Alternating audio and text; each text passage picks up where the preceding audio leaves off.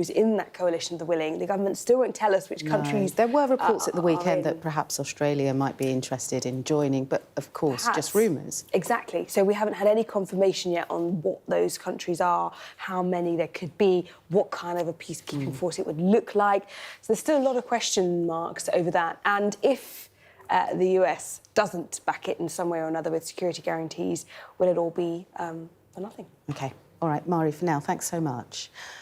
Well, it's 50 days into his second stint as President of the United States, and Donald Trump has arguably reshaped and reclassified the world we live in, from starting trade wars to slashing aid budgets. Mr Trump has attacked allies and made friends with enemies, but will the disruptor-in-chief bring peace and prosperity while putting America first? In just 50 days, Donald Trump has upended our world. You're gambling with World War III. It's Gaza. It's a war-torn area. We're going to take it. We need Greenland one way or the other. We're going to get it. To some, the disruptor-in-chief will bring peace and prosperity by putting America first. Donald Trump is a very intelligent man. To others, he threatens chaos and destruction. I think he's an idiot. Well, he's quite unpredictable. And that makes you worry about your own security? Yeah, my own and everybody else's. For decades, we've taken it for granted America has our back. We can't anymore. USAID, run by radical lunatics. Please, Mr. President, do something. We're leaving the headlines behind, travelling to places where Donald Trump's already had a huge impact on countless numbers of lives, changing our world after only 50 days in office. And you can watch Dominic Waghorn's special report where he looks at the impact of President Trump's first 50 days in office across the globe at 6:30 this morning. Well, before then, let's take a look at some of the other stories this morning. And the UK government will announce reforms to streamline the planning system and boost the number of homes being built. So under the changes, organisations such as Sport England, Theatre Trust and the Gardens Trust will no longer be required to input on planning decisions. Israel say they've cut off the electricity supply to Gaza, affecting the plant producing and water for part of the territory. Hamas have described the move as a starvation policy, and it comes a week after Israel suspended the supply of goods into the region. A small plane carrying 5 people has crashed and burst into flames on a car park. This is a retirement community in Breathitt in Pennsylvania. So local officials say that the 5 people on board were taken to hospital, but their condition is unknown at the moment. Nobody on the ground was hurt. The Federal Aviation Administration, well, they've launched an investigation. If we hear more, we'll bring it to you. A 29-year-old man who climbed up the Tower of Big Ben with a Palestinian flag and stayed up there for more than 16 hours has been charged by the police. Daniel Day from Essex has been accused of intentionally or recklessly causing a public nuisance and trespassing on a protected site.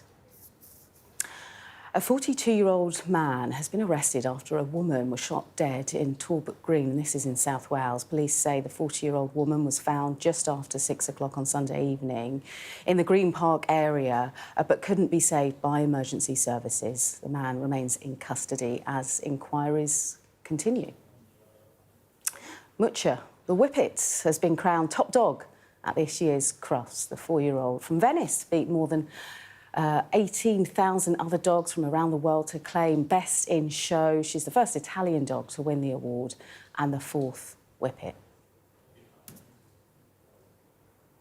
Now, lab-grown meat could hit the UK shelves and be available for human consumption for the first time within 2 years. This is according to the Food Standards Agency. Let's talk more about this. Sadia's joined us on set. Morning to you. So what are the details here? What can we expect? Good morning. So this is all about lab-grown meat, which is lab-grown food, which is food that is being made out of plant or animal structure. So as opposed to raising an animal in the traditional way and slaughtering it, or growing a plant the traditional way and picking it, sometimes this involves gene therapy, and therefore the whole concept of lab-grown foods is a little bit controversial as it is. But whatever you might think of it, the UK is a leader in the science behind lab-grown foods.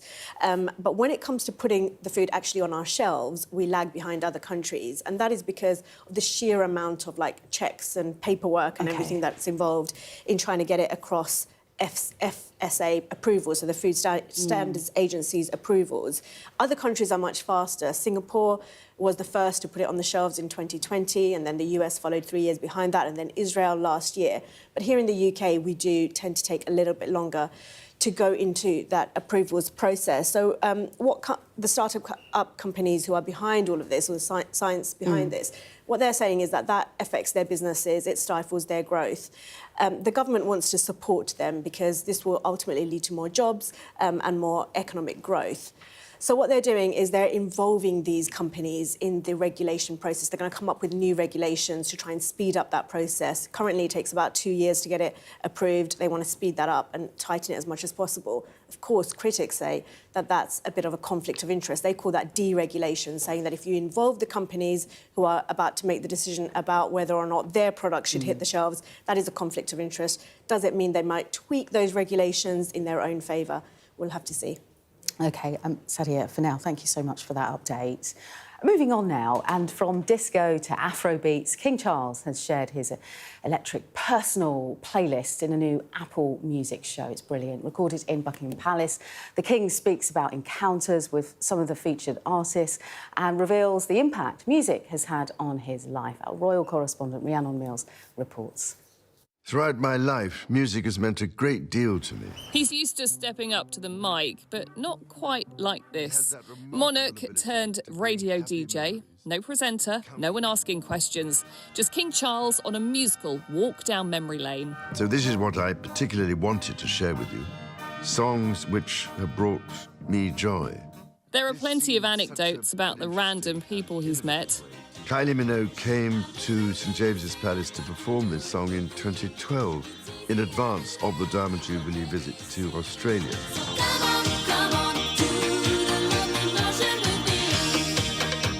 This is music for dancing. Some surprising choices. You've just heard the King's Guard playing Could You Be Loved by the late Bob Marley. I always recall his words, the people have a voice inside of them. He gave the world that voice in a way that no one who heard can ever forget. And a lot of talk about dancing.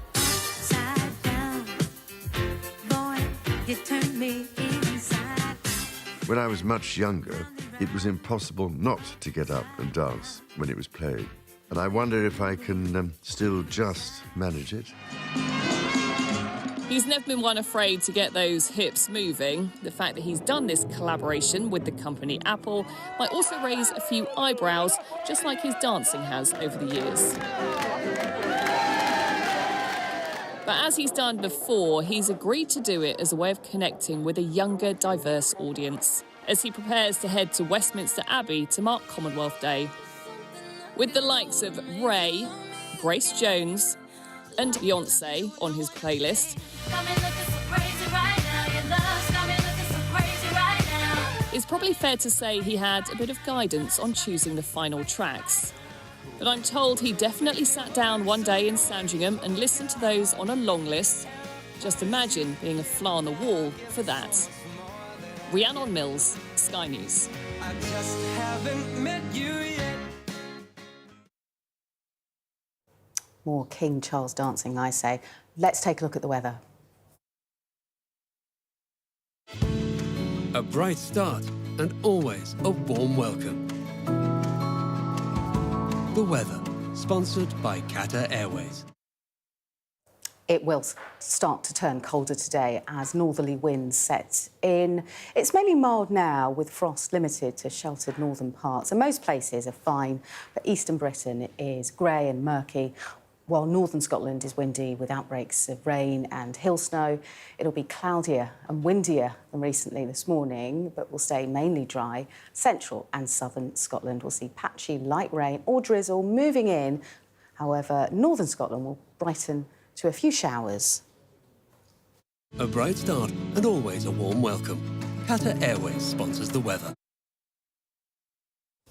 OK, still to come on The Breakfast Show, President Zelensky heads to Saudi Arabia to begin talks to potentially end the Russian conflict. We'll get reaction from a Ukrainian MP. We also have a special report looking at the impact of President Trump's first 50 days in office across the globe.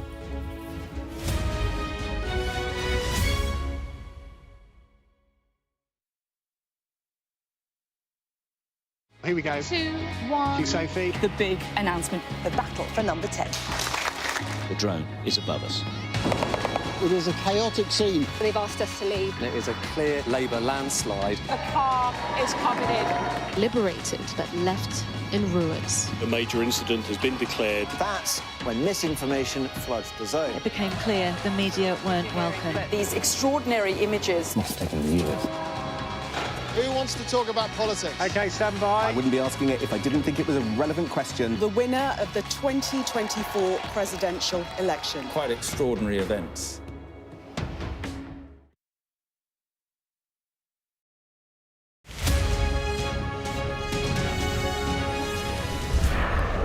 Once almost lost, these denizens of the deep are back. The problem for these whales is global warming.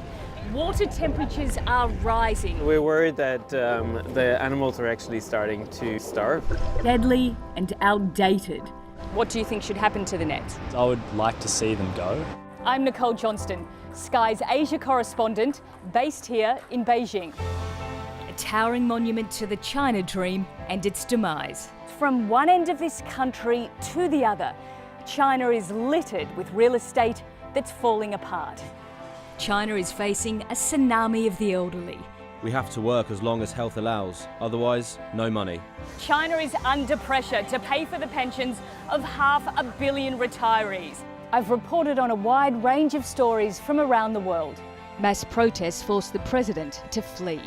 The sight of the president's private swimming pool only reinforces to Sri Lankans the great divide here between rich and poor.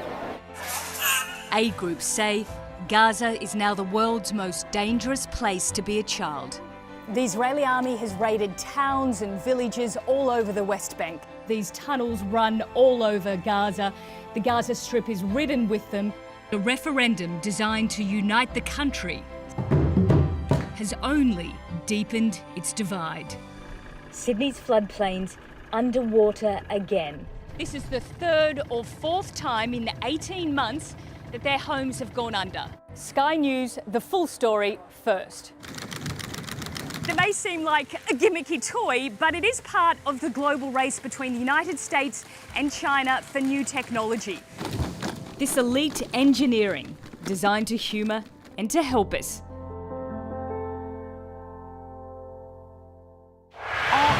Gives you the very best of Sky News wherever you are. Breaking news, videos, analysis up at 6%. Podcasts, watching us live. Joins us live all in one place and all at just the touch of a screen. The Sky News app. Get the full story first.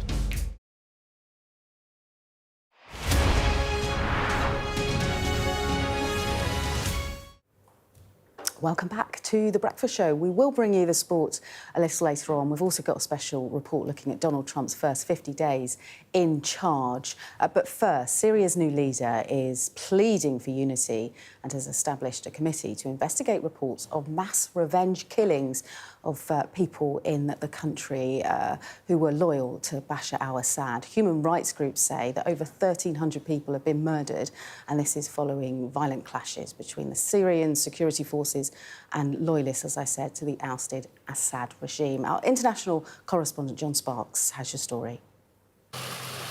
After days of sectarian bloodshed, troops loyal to Syria's new leader try to re-establish control. Rifles drawn and fired in the coastal area of Latakia.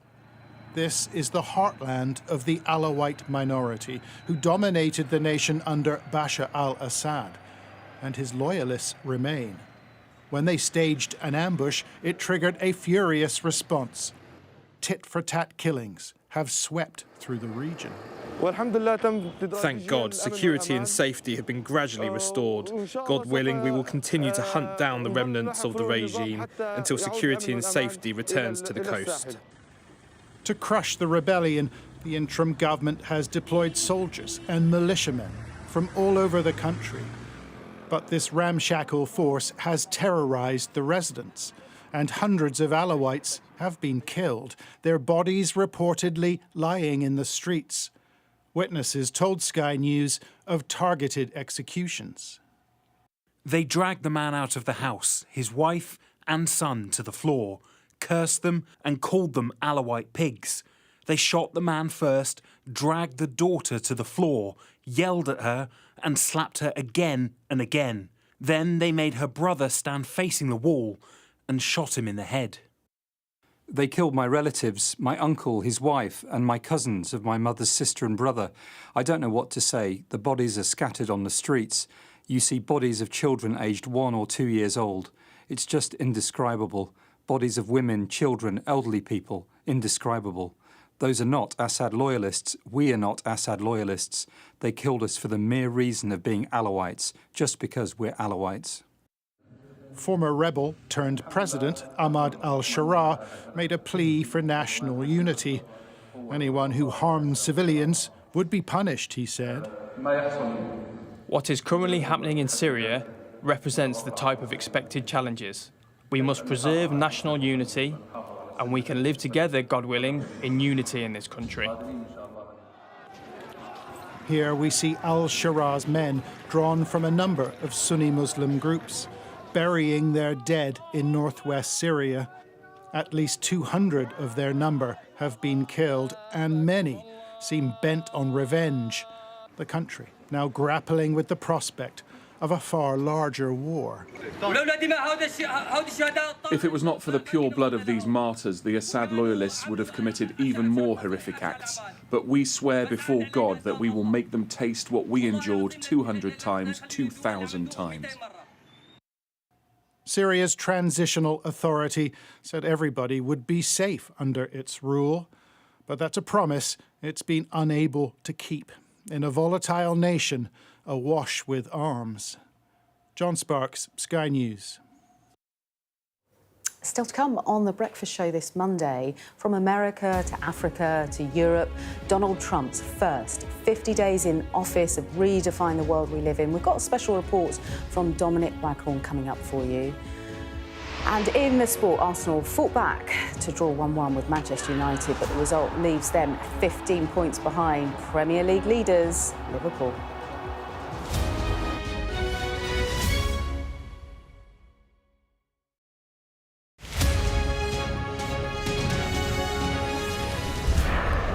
Once almost lost, these denizens of the deep are back. The problem for these whales is global warming. Water temperatures are rising. We're worried that the animals are actually starting to starve. Deadly and outdated. What do you think should happen to the nets? I would like to see them go. I'm Nicole Johnston, Sky's Asia correspondent, based here in Beijing. A towering monument to the China dream and its demise. From one end of this country to the other, China is littered with real estate that's falling apart. China is facing a tsunami of the elderly. We have to work as long as health allows, otherwise, no money. China is under pressure to pay for the pensions of 500 million retirees. I've reported on a wide range of stories from around the world. Mass protests forced the president to flee. The sight of the president's private swimming pool only reinforces to Sri Lankans the great divide here between rich and poor. Aid groups say Gaza is now the world's most dangerous place to be a child. The Israeli army has raided towns and villages all over the West Bank. These tunnels run all over Gaza. The Gaza Strip is ridden with them. A referendum designed to unite the country has only deepened its divide. Sydney's floodplains underwater again. This is the third or fourth time in 18 months that their homes have gone under. Sky News, the full story first.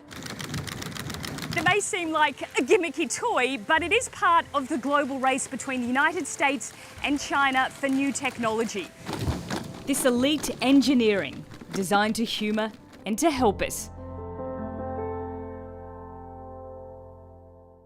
Our app gives you the very best of Sky News wherever you are. Breaking news, videos, analysis, up at 6%. Podcasts, watching us live. Joins us live all in one place, and all at just the touch of a screen. The Sky News app. Get the full story first.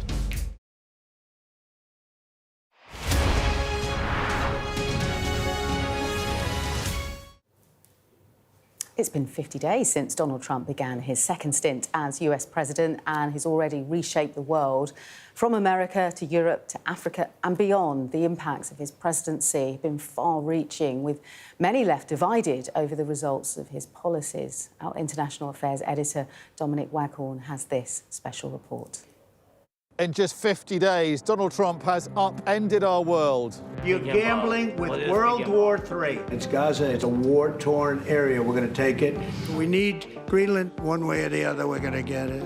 To some, the disruptor-in-chief will bring peace and prosperity by putting America first. Donald Trump is a very intelligent man. To others, he threatens chaos and destruction. I think he's an idiot. Well, he's quite unpredictable. And that makes you worry about your own security? Yeah, my own and everybody else's. For decades, we've taken it for granted America has our back. We can't anymore. USAID, run by radical lunatics. Please, Mr. President, do something. We're leaving the headlines behind, travelling to places where Donald Trump's already had a huge impact on countless numbers of lives, changing our world after only 50 days in office. We've come to Kenya, where a decision made thousands of miles away in Washington is threatening some of the world's most vulnerable people. We're driving through one of Nairobi's poorest neighbourhoods, a place where thousands of people have depended on American aid for years. Now President Trump has turned off that tap almost completely.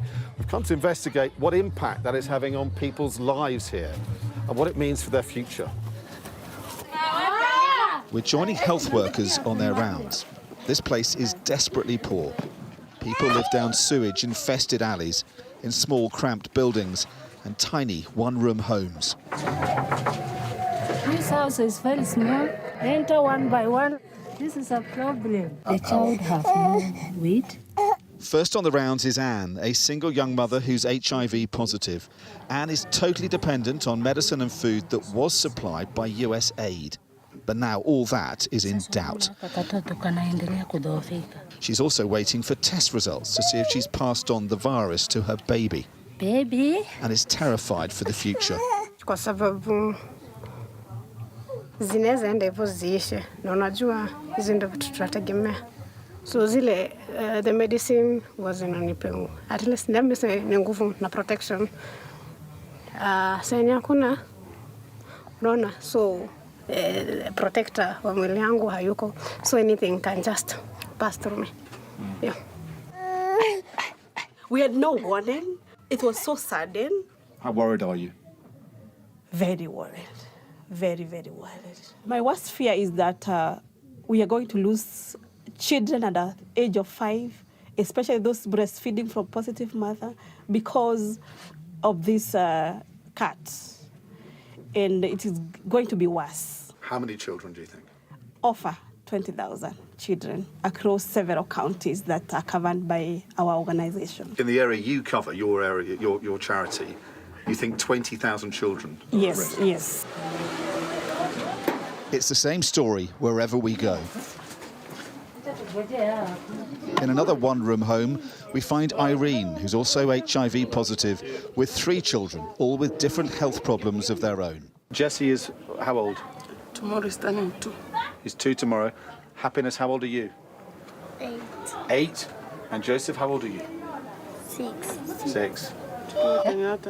She is also beside herself with fear for the future, but has this message for the American president. Please, please, Mr. President, for the sake of the vulnerable ones, and for the sake of the young little children like this one, please do something and return the funds for us.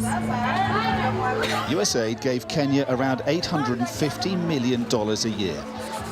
Around the world, it provided 40% of all developmental aid. The Trump administration has ended 90% of its aid contracts with immediate effect. The decision's being fought over in the US courts, but its impact is already being felt across Africa. So we've flown about 45 minutes west of Nairobi to a place called Kisumu. It's a much more rural area, so different kinds of problems. But we're being told that the American aid cut is having just as drastic an impact here as in Nairobi. We go to a hospital on the edge of town. These places were hubs for US aid to dispense their medicine. We're shown the hospital's storerooms. So this is for treatment for people who are HIV positive? Yeah. With no deliveries since the cut, Joseph, the pharmacist, tells us they've got just 2 months of supplies left. For some drugs, less than a month for others. Fear, he says, is rising among the patients. They keep on asking, what is going to happen after this? So they're stockpiling the drugs? Yeah, they're trying to pile the drugs. Yeah? Yeah. Because they're worried they can't get more? Yeah, pick it anywhere they can get more, then pile them in their homes so that they can use it for the longest time possible. Not all Kenyans, though, see Donald Trump in the same light. Donald Trump is actually quite popular in Kenya amongst many because of his conservative politics on gender and trans issues, for instance.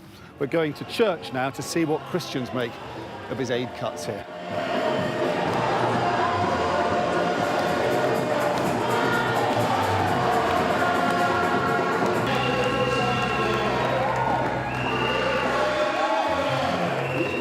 For evangelical Christians, Donald Trump has been viewed as a hero, fighting for their values.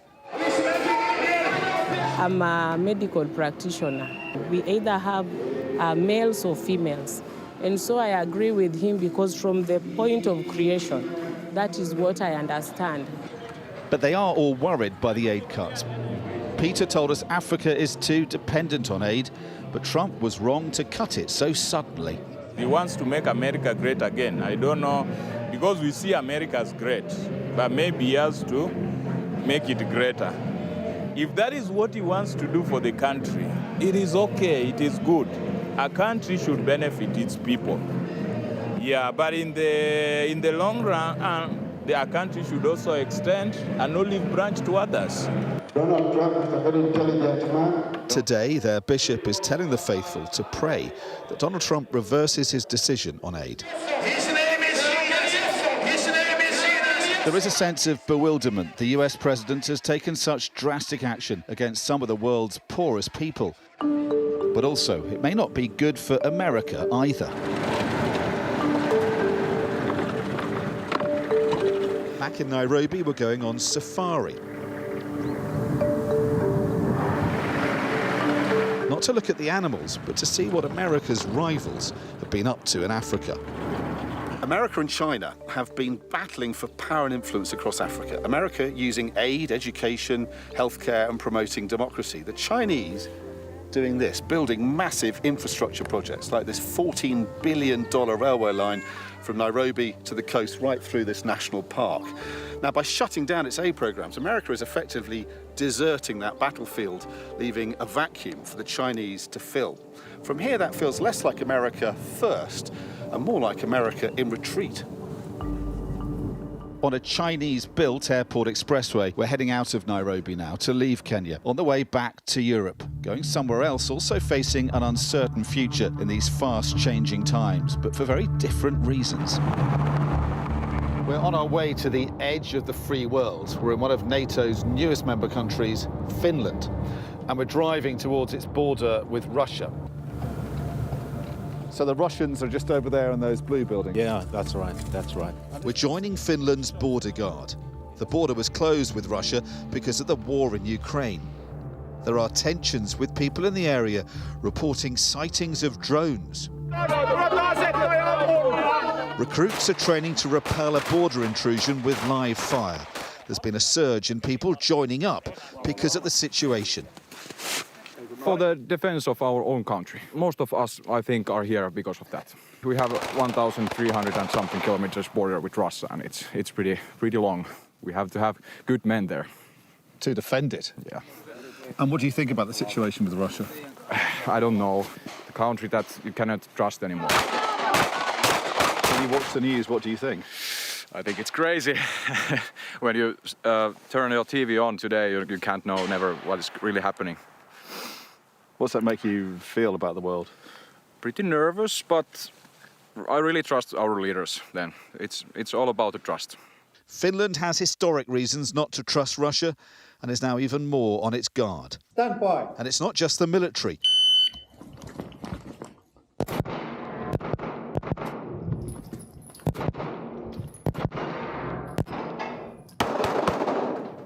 More and more civilians are also training to handle guns. Hundreds of new shooting ranges opening up since the start of the war to meet rising demand. The situation in Ukraine, people are noticing that, well, we maybe need to be ready to take care of ourselves. And when you know how to handle arms, it makes you feel that you are doing your own part to prepare. Are people worried about the situation, do you think? More or less. Some are more, some are less. But I think that it's generally, people start to think about it. Were you surprised when you heard that Trump's decided to suspend all aid to Ukraine? Well, I think it's a part of his making his point.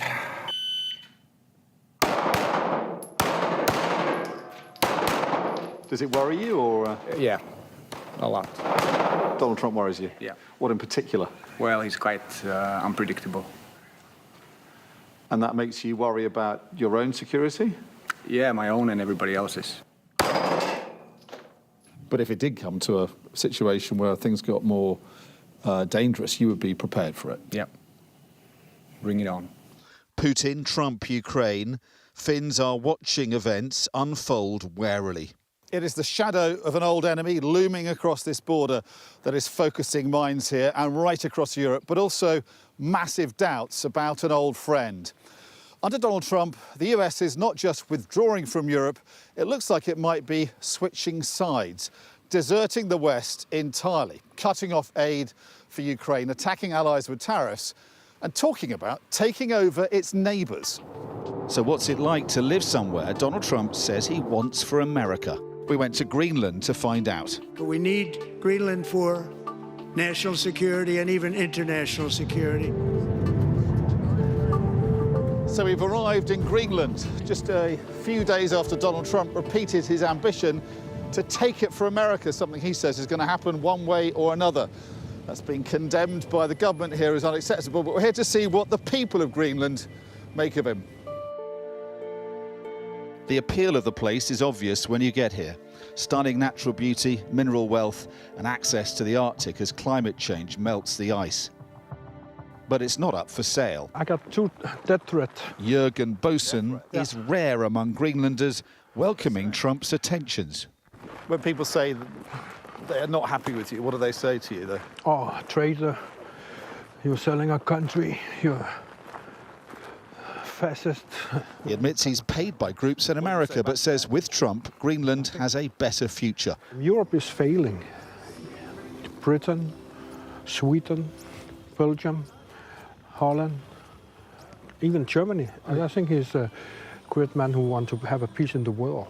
Are you popular here for what you're doing for Greenland? A lot of people don't seem to like the idea of joining America under Donald Trump. I don't care, because they will realize I'm doing the good thing for Greenland. But it's hard to find anyone else who agrees. We're part of the Denmark, you know. I don't want him to take Greenland. I think he's an idiot. It's not a good idea. No, we're our own country. And we would rather be with Denmark than with USA. Trump. Yes.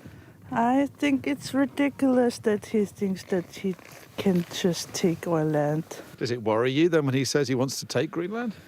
A little bit, mostly because we don't have the resources to fight against USA. Wherever we've gone on this journey, the world has been in shock. America used to believe that helping others was good for America, whether that was keeping the peace in Europe, protecting the sovereignty of neighbours, or saving lives. The fear is under President Trump, it is just out for itself. It's going to be a very hard thing to do business like this, I tell you. Whether or not that is good for America at home, from what we've witnessed abroad, it is risking millions of lives, the security of allies, and America's own standing in the world, potentially strengthening its enemies, all in the name of putting America first.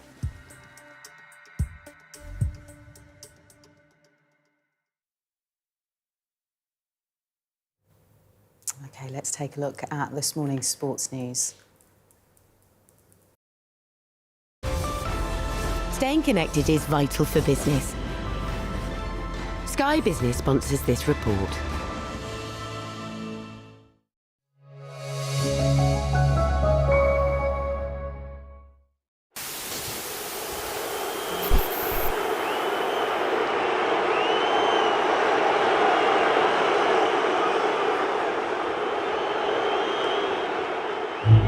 When he came back to Tottenham as an Arsenal player, the crowd were unbelievably abusive towards him. It was very intense. You could cut the atmosphere. You could just feel it was different. Sol Campbell comes out to face the music, and you'd be forgiven for thinking that this North London derby revolved around just one man. Back then, there was no support. People were just allowed to just carry on in a disgraceful way. Sol is a sensitive human being, so obviously he felt it, but he didn't show it.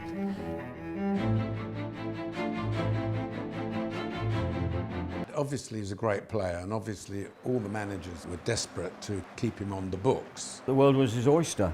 He was become one of the best players that Spurs had ever had in that position. Fans absolutely adored him. Campbell's star is still very much in the ascendancy. At international level, he returned from the World Cup with a greatly enhanced reputation. He's a player in demand, though he says... Sky Business sponsors this report. Still to come on The Breakfast Show, we'll be talking all the stories making headlines in the newspapers. That's coming up after a short break, and that's with Maury.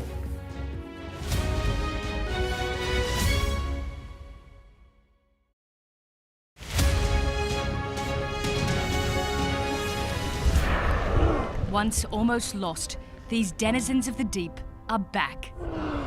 The problem for these whales is global warming. Water temperatures are rising. We're worried that the animals are actually starting to starve. Deadly and outdated. What do you think should happen to the nets? I would like to see them go.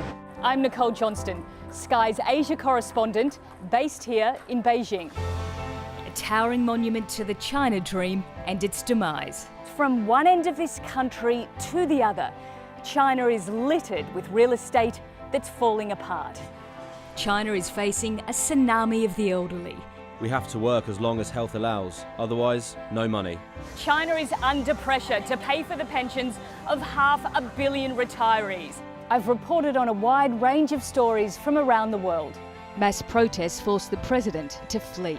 The sight of the president's private swimming pool only reinforces to Sri Lankans the great divide here between rich and poor.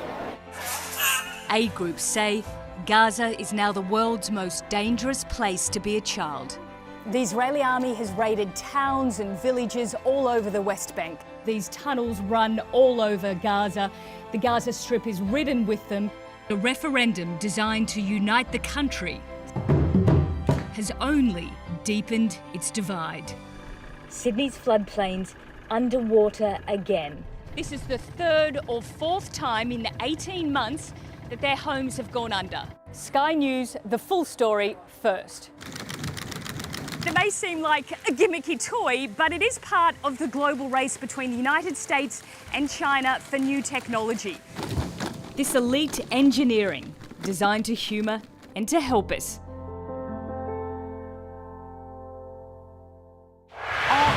Gives you the very best of Sky News wherever you are. Breaking news, videos, analysis up at 6%. Podcasts, watching us live. Joins us live all in one place and all at just the touch of a screen. The Sky News app. Get the full story first.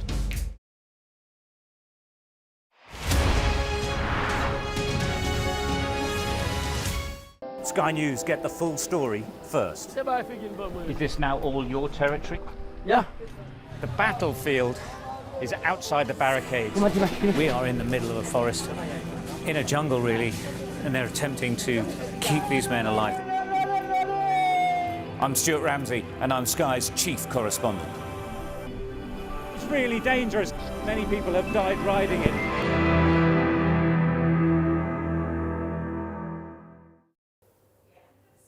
Welcome back, everyone. We'll start our news review very shortly, but first, let's go through what Wilfred has coming up from 7 o'clock as the government sets out new reforms to slash the number of official bodies involved in planning decision. We'll be speaking to the Minister for Local Growth and Building Safety. That's Alex Norris. That's at 7:15.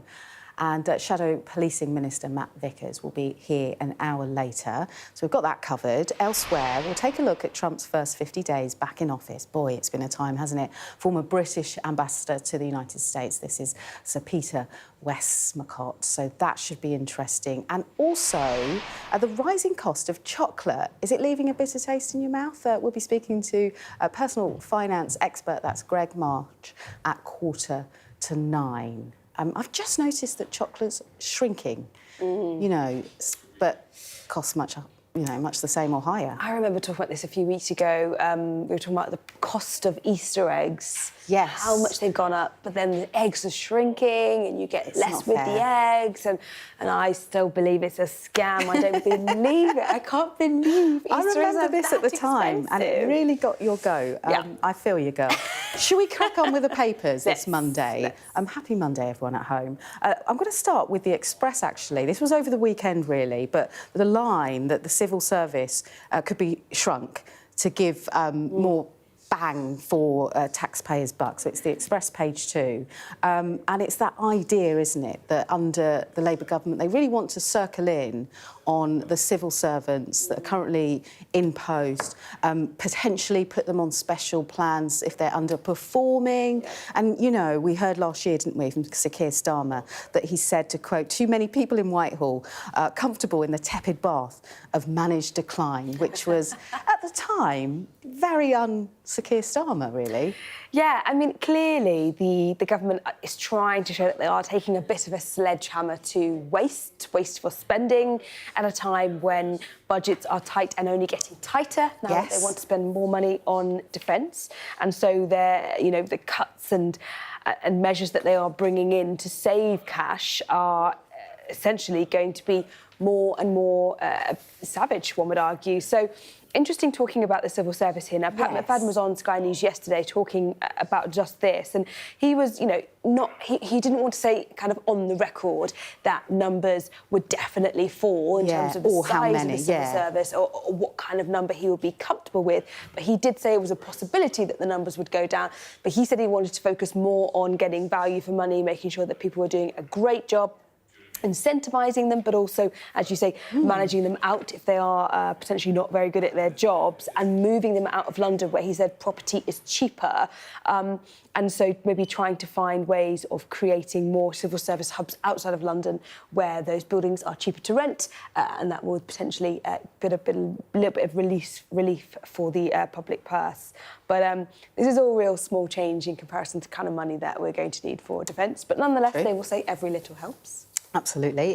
Shall we move on nicely to defence? Yes. And it's the Times, isn't it? Britain coaches Ukrainians before peace talks with US officials. Yes. So this is an interesting story on the front page of the Times here.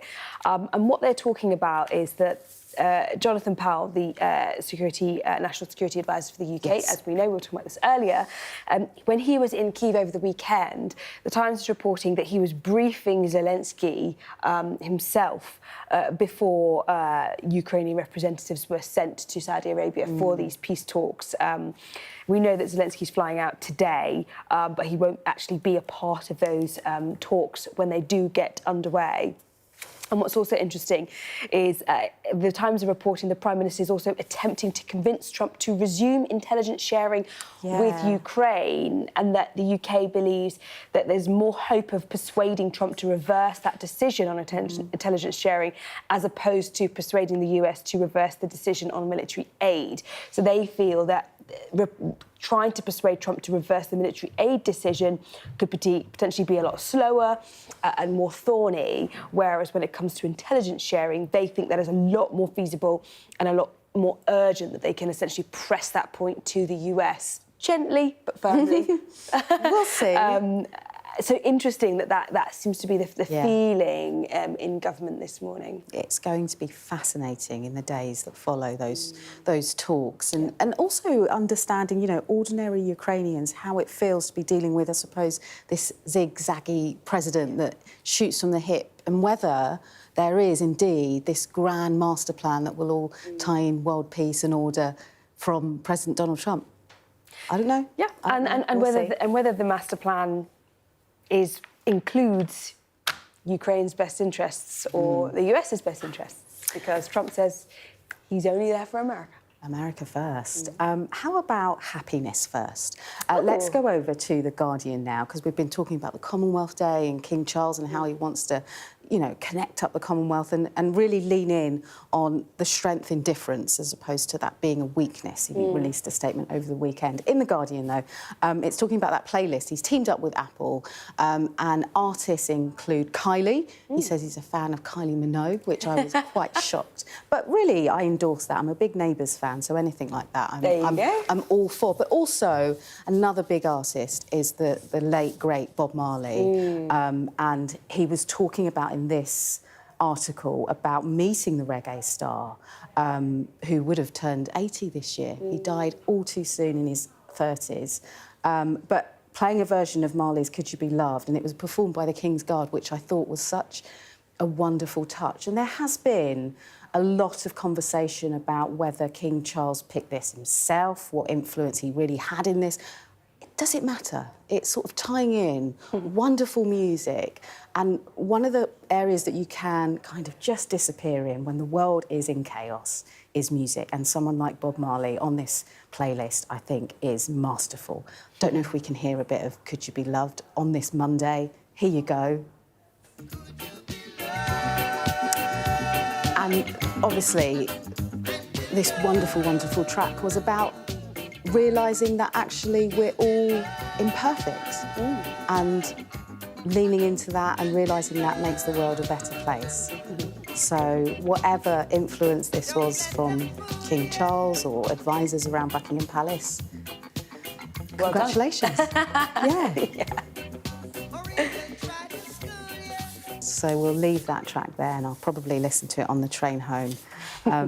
As I head back to life as mum. Anyway, next paper, Mari. This is a Telegraph splash. Labour MPs revolt. Yes. What's new here? Here we go. Now, this is interesting because this could potentially be a really, really consequential moment domestically for the Prime Minister.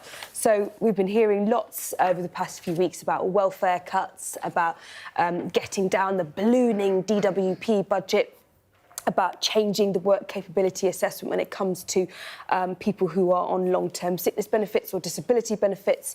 And we've had Liz Kendall, the Work and Pension Secretary of State, talking about people taking the mickey when they're taking certain benefits. And so the Telegraph is reporting that there are around 80 Labour MPs said potentially going to rebel on this. What's really interesting is, let me read you a quote they've got from one Labour MP here. This MP says, "I've spoken to not the usual suspects. The first thing they've said to me is, I'm going to give the government a slap. I've had enough. I'm at the end of my tether. I need to show my constituents that I have my own brain and that I'm not going to suck up all of this." Now, we haven't got time to go into the detail, but I think take that with a pinch of salt. That was someone from the Labour left, so these things might be exaggerated. But I do think there will be a sizable rebellion, and it's going to be a tricky moment for the Labour government. OK, Mari, thank you. Thank you for watching at home. We'll be back after the break with Wilfred.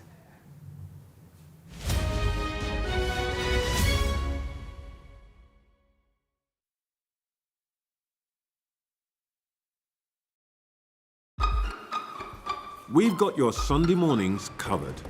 From the front page and the sounds of the streets to the voices of the people who make the major calls and big picture politics beyond Westminster. We'll put you at the heart of our story.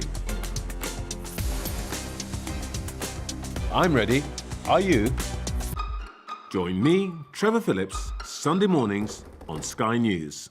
Sky News get the full story first. Is this now all your territory? Yeah. The battlefield is outside the barricades. We are in the middle of a forest, in a jungle really, and they're attempting to keep these men alive. I'm Stuart Ramsey, and I'm Sky's chief correspondent. It's really dangerous. Many people have died riding it.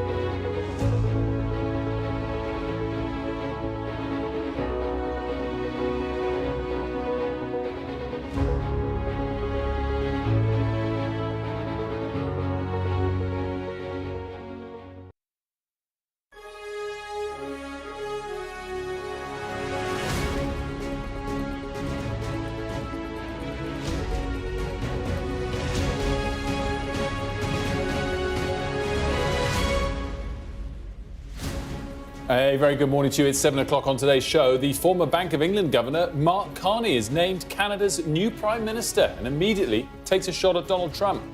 Plus, how Downing Street is helping Ukraine to prepare for peace talks as diplomats prepare to meet in Saudi Arabia. And an inspiring legacy, how the mother of a teenage photographer who died from cancer has raised thousands of pounds from her work to fund research. It's Monday, the 10th of March. Your headlines. In trade, as in hockey, Canada will win. Canada's new Prime Minister talks tough on Trump and vows to win a trade war with the United States. Israel turns off electricity to Gaza, prompting allegations from Hamas that it's pursuing a starvation policy. The government's plan to freeze out NIMBYs and make building easier. We'll speak to the planning minister in the next few minutes. Plus, this is music for doves.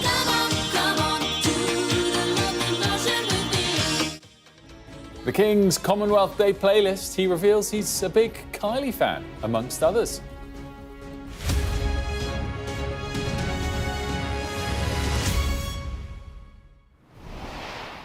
A very good morning to you. The man who saw the UK through the financial crisis and Brexit has been chosen as Canada's new Prime Minister. The former Bank of England governor, Mark Carney, has been thrown straight into a trade war and even a battle for his country's independence with the United States. But he says that just like in ice hockey, they'll fight and win. Diana Magnay has this report. Canada's Liberals have picked their new leader. The next Prime Minister of Canada, Mark Carney. A landslide win for former Bank of England Governor Mark Carney, new to politics, but not to the economic crisis management that his country will need to see it through Donald Trump's trade war. The Americans, they should make no mistake, in trade as in hockey, Canada will win. Fighting talk and a plea for unity in the face of trade negotiations that Canadians see as existential. For his part, the US president as enamoured as ever by tariffs, but hesitant to rule out the possibility that they might bring about recession. Tell you what, of course you hesitate. Who knows? All I know is this: we're going to take in hundreds of billions of dollars in tariffs, and we're going to become so rich, you're not going to know where to spend all that money. Mark Carney must now convince his country that he is the best man for the job, against a Conservative Party which, till just a few weeks ago, had a strong lead over Justin Trudeau and the Liberals. We're a country that will be diplomatic when we can, but fight when we must, elbows up. Trump's trade war has revived Liberal fortunes, rallying Canadians behind the flag as Donald Trump's trolling of Canada as the 51st state shows no sign of letting up. America is not Canada. And Canada never, ever will be part of America in any way, shape, or form. Canada must hold a general election by the autumn. Its new Prime Minister likely to call it far sooner, to secure at least political certainty for the country, ahead of the economic chaos to come. Diana Magnay, Sky News, Washington. Meanwhile, Ukraine's President Zelensky is expected to fly to Saudi Arabia today for peace talks involving Russia and the United States. America's most senior diplomat, Secretary of State Marco Rubio, is already on his way. Donald Trump said overnight that the US has just about lifted its pause on intelligence sharing with Ukraine, but he's also warned that the country may not survive. Are you comfortable with that? The fact that you walked away and Ukraine may not survive? Well, it may not survive anyway, but, you know, we have some weaknesses with Russia. You know, it takes two. Look, it was not going to happen, that war, and it happened. So now we're stuck with this mess. Well, Mari's here to discuss all of this news. And Mari, one of the things that's been emerging over the last 24 hours is, I guess, the role behind the scenes that the UK is playing in these peace talks, albeit clearly it's hosted by Saudi Arabia and orchestrated by America. Exactly that, yes. So we were talking last week, weren't we, about how much diplomacy was kind of going on behind the scenes and the efforts that were being made by the UK government to get the US, in Ukraine kind of back together again. And it appears that they have been, you know, doubling down on those efforts over the weekend. So Sky News understands that the UK has been advising Ukraine on these upcoming peace talks, that Jonathan Powell, the National Security Advisor for the UK, has been briefing Zelensky over the weekend in Kyiv ahead of that meeting to try and avoid a second kind of blow-up, bust-up, as it were, the likes that we saw in the Oval Office. We've also understand that the Prime Minister is keen to try and persuade Donald Trump to resume intelligence sharing with Ukraine, and that British officials believe that that is a lot more feasible, a lot more urgent than trying to get Trump to unpause the pause on the military aid that they have stopped giving to Ukraine as well. And also, interestingly, we know Zelensky's flying to Saudi Arabia today. He won't actually be a part of those discussions. He'll be meeting the Crown Prince of Saudi Arabia today, but it will be his officials who've been briefed by the UK and others, I'm sure, who will be kind of taking care of those talks, at least to start with, this week in Saudi Arabia. Meanwhile, UK, France, still trying to get this coalition of the willing off the ground. We still don't know what it looks like. We still don't know who's in it. Presumably, Zelensky might have a conversation while they're with Marco Rubio as well. So it'll be interesting to see what comes out of that and if the tone between the US and Ukraine can improve a little bit. Yeah. Meanwhile, I just wanted to get your take on Mark Carney, you know, obviously about to become Prime Minister once he's formally made Prime Minister. Now he's leader of the Liberal Party. There's still an election to come. Yes. And the Liberal Party aren't favourites there, though their chances have drastically improved in the last couple of months for all sorts of reasons. Yeah. We've said for a long time that Keir Starmer's sort of out on his own as a sort of centre-left leader at the moment, particularly once the Canadian elections passed with the expectation that Trudeau wasn't going to win. I mean, all change. Obviously, there's an election to come in Canada, but you can't really think of a better leader for Keir Starmer and the UK more broadly than the former Bank of England governor. Yeah, it's really fascinating, isn't it? Because you've got a situation where it feels like right-wing populism is sweeping across Europe and the States, and therefore, as you rightly say, Starmer is a little bit more isolated politically than he would have been were he PM just a few years ago.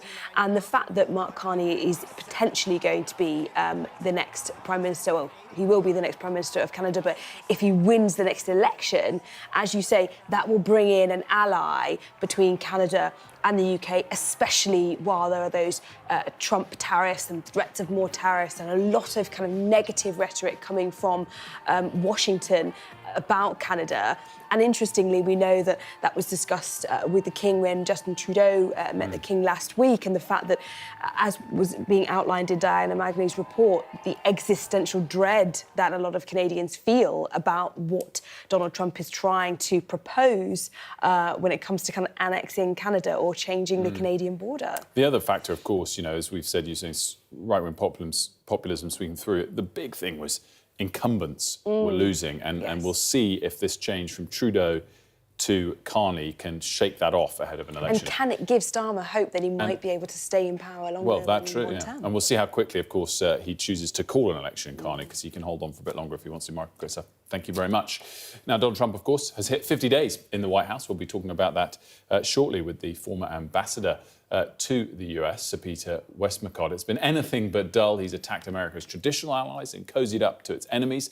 But will the disruptor-in-chief ultimately bring peace and prosperity? Well worth checking in on our Trump 100 podcast. In just 50 days, Donald Trump has upended our world. You're gambling with World War III. It's Gaza. It's a war-torn area. We're going to take it. We need Greenland one way or the other. We're going to get it. To some, the disruptor-in-chief will bring peace and prosperity by putting America first. Donald Trump is a very intelligent man. To others, he threatens chaos and destruction. I think he's an idiot. Well, he's quite unpredictable. And that makes you worry about your own security? Yeah, my own and everybody else's. For decades, we've taken it for granted America has our back. We can't anymore. USAID, run by radical lunatics. Please, Mr. President, do something. We're leaving the headlines behind, travelling to places where Donald Trump's already had a huge impact on countless numbers of lives, changing our world after only 50 days in office.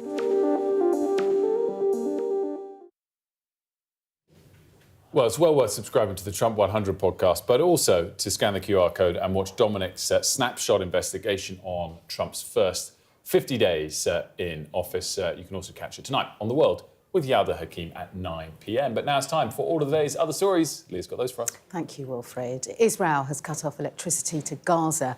Well, the blackout has also hit a plant that cleans water, which means it could have implications on water supplies across Gaza. Let's speak to our Middle East correspondent, Alistair Bunkle. Morning, Alistair. Just talk us through this latest move and what it could mean for people. Well, in the short term, I don't think it'll be hugely impactful, and the reason is that Israel doesn't or hasn't been supplying electricity to Gaza for quite a long time now. A lot of the electricity cables have been severed because of the bombing during the war, and so Gaza mainly gets its electricity either from solar power or from generators. The one area that we do know Israel does supply electricity is, you mentioned, this desalination plant, so the production of clean water. And so I think if this remains Israel's position for weeks, that's when we'll see it start to have an effect, because on top of this, Israel's already prevented aid from getting into Gaza. So if you had a situation where they're not allowing electricity to the desalination plant, they're not allowing aid in, the level of fuel stock starts to run low, it becomes harder to generate or to use the generators, then I think it will start to have a major impact. There is a reason why Israel's doing it now, and that is because negotiations are resuming in Qatar. Today, Israel's sending a delegation over, the first time that the talks have taken place during the Trump presidency. The hope is that they can negotiate an extension to the ceasefire, but Israel is trying to put pressure on Hamas to bend to its will. Alistair, thank you. OK, let's take you through some other stories this Monday morning. And Syria's new leader is pleading for unity and has established a committee to investigate reports of mass revenge killings to the Alawite minority. Human rights groups say that over 1,300 people have been killed. This is following violent clashes between the Syrian security forces and loyalists to the ousted Assad regime. A 29-year-old man who climbed up the tower of Big Ben over the weekend with a Palestinian flag and stayed up there for more than 16 hours has been charged by police. Daniel Day from Essex has also been accused of intentionally or recklessly causing a public nuisance and trespassing on a protected site. A 42-year-old man has been arrested after a woman was shot dead in Talbot Green. This is South Wales. Police say the 40-year-old woman was found just after 6 o'clock on Sunday evening in the Green Park area, but couldn't be saved by emergency services. The man remains in custody as inquiries continue. A small plane carrying 5 people has crashed and burst into flames on a car park of a retirement community in Breatham, Pennsylvania. Local officials say that the 5 people on board were taken to hospital, but the condition is unknown. Nobody on the ground was hurt. The Federal Aviation Administration have launched an investigation. And Mucha, the Whippet, has been crowned top dog at this year's Crufts. The 4-year-old from Venice beat out more than 18,000 other dogs from around the world to claim Best in Show. She's the first Italian dog to win the award and the 4th Whippet. All facts that I knew, of course. Yes. The first Italian dog. Big moment. What a trophy that is. I know, and I wonder what happens. Proper bit after. of silverware. I hope the dog gets something too, because let's face it, that's a trophy not really for Mucha. Was it Mucha? Mucha, yeah. There we go. Well, congrats to Mucha. And Italy, no doubt, celebrating that result. Absolutely. Now, lab-grown meat could hit the UK shelves and be available for human consumption within the next couple of years, according to the Food Standards Agency. Sadia's here to tell us more about this. Is a trend that's been building, but this is sort of giving us a timeline of when it really could be here. Exactly. Lab-grown food itself is a little bit of a controversial topic because lab-grown food isn't the traditional rearing of an animal and slaughtering it or growing of a plant and picking it. It's all made from animal cells, tissues, it's from cell structure. So that in itself is controversial. Which is very different from plant-based burgers, which we've talked about over the last 5 years. Yeah, but similar things because they're, you know, in essence, not from the original animal or plant. And the UK, it doesn't matter what you say, if you like it or not, we are a leader when it comes to the science behind it. But when it comes to actually putting the food onto the shelves, we're lagging behind other countries. So Singapore has been doing it for the last 5 years, the US has done it for the last 3 years, and Israel started last year. The UK has got dog food, which is lab-grown, which is on the market, but not for human consumption. And the reason why is because the Food Standards Agency, the FSA, has these lengthy testing and application processes in order to approve it for safe for human consumption. Startup companies who are behind the lab-grown food say that stifles their business. The government wants to help them. It says that it will lead to growth and lead to more jobs. So what it's doing now is incorporating those firms in the regulation process. So they're coming up with new regulations which will speed up that whole process, they say, which means that lab-grown food can get onto our shelves quicker. Critics, of course, say that is a conflict of interest. In essence, it's deregulation because you're involving the people who are going to be making decisions in their own favour. Okay. I mean, it's a kind of trend that we're right to get behind. There's an overwhelming momentum behind it. Of course, remains to be seen whether people's tastes warm to it or not, and that'll be the ultimate kind of factor, obviously, if it is safe once it's been approved. But, I mean, if you look at plant-based, which is obviously different, which is using plants to grow things that might taste like meat as a substitute, this is obviously remaking meat from stem cells, as you rightly say. But the trend of the first has been very successful. I think this one will be. You know, it might be, but in America, recent surveys have said that people still prefer traditional, of course, grown meat. Yeah, is it quite popular in Singapore? I wonder, across the globe, is it sort of taken up? where it has, but very slowly. It is still very slow because people do prefer the traditional people, I mean, of course, still prefer it, but I think this is rather than an alternative, like plant-based meat. It's attempting to replicate meat, but with vastly less sort of resource efficiency. You know, if you talk about what it takes to rear for the environment. Steak, exactly. and all the food and the grain and the grass that goes in, you know, endless sort of process. It's not there yet, but it could be there, and it'll be very interesting to see what happens. Sergio, great stuff. Thank you. Let's have a quick look at the front pages, just to remind you of the top stories of the day before we speak to the government. Well, the FT looks ahead to the talks between the US and Ukraine in Saudi Arabia, reporting that President Zelensky will offer a partial truce in exchange for a resumption of US aid. The Telegraph, let's have a look at that. Leads with Donald Trump pressuring Volodymyr Zelensky to give up territory to Russia ahead of a crucial week for peace talk. The Guardian reports that prisons in the UK will be getting hundreds of extra cells in case it's a repeat of last year's riots. Let's quickly go to the Eye to finish things up. There's the Times for you. And the Eye, let's get to that, says that Labour's reforms will limit the rights of certain bodies to object to housing developments in order to speed up construction and reduce delays, which brings us very nicely on to our interview with the government this morning, which is with Alex Norris, the Minister for Local Growth and Building Safety. Good morning to you. Good to see you again. Thanks for having me. So let's start with what we just mentioned there in the Eye, latest sort of round of planning announcements that you're announcing today. Yes, well, as you know, building 1.5 million homes is a crucial part of our plan for change. As part of that, we've been streamlining the planning process. We've addressed the National Planning Policy Framework, and this today is the next element of that. I think viewers might be surprised to hear that there are 24+ organisations that have to be consulted on planning applications. That's providing a bit of a bottleneck, often not getting back in time. So, you know, that's seen a reduction in the speed at which applications are being granted. We think that needs to be removed. So it's been really interesting. You say viewers might be surprised. I was surprised reading a lot of this detail. You mentioned that, you know, Sport England, for example, is one of the bodies that you're going to remove from the planning process. I can't imagine Sport England would often try and stop the building of a sports facility. So what kind of difference is this going to make ultimately? Yeah, I think, again, you'd be surprised. First of all, Sport England are a great organisation. I've worked with them locally. They're fine people. But for example, there's a development in Bradford that's next to a cricket pitch. 140 flats. It's been in the pipeline now for multiple years and has been held up. And I think, again, viewers would be really surprised to hear this, that the hold-up is around a disagreement on the speed at which cricket balls are hit. Now, but it's Sport England that's stopping it. So Sport England are querying the modelling of the speed at which the balls will be hit. And that, as a result, has meant that the whole process is now multiple years down the line and there's no build-out. I mean, again, if viewers are interested, they can see this dialogue play out in real time on the council website.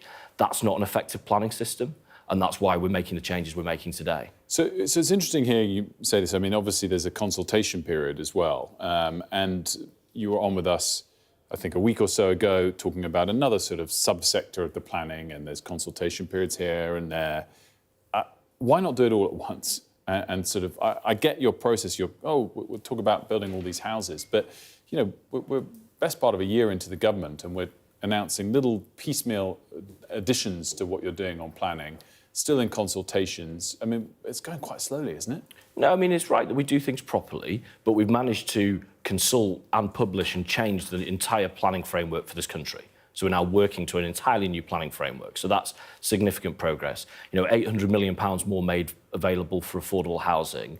These changes, it is right that you treat people properly by saying that we're going to make a change, but we want to know from those affected if they think there's a problem that's created by that. I think that's reasonable. But nevertheless, we do want to get on with it, all in pursuit of a more streamlined planning system that promotes the building of 1.5 million homes under our plan for change, and I think that's the right balance. And that's still the target, 1.5 million homes by the end of this Parliament? Yes, absolutely. That's the commitment we made at the election, that's the commitment through our plan for change, and that's what we're going to do. One sort of link to this but separate story, the Times reporting today that you're going to offer money if people in local areas have things like a pylon put up near them. Is that true? You could have money off your energy bills if your area takes the hit, as it were?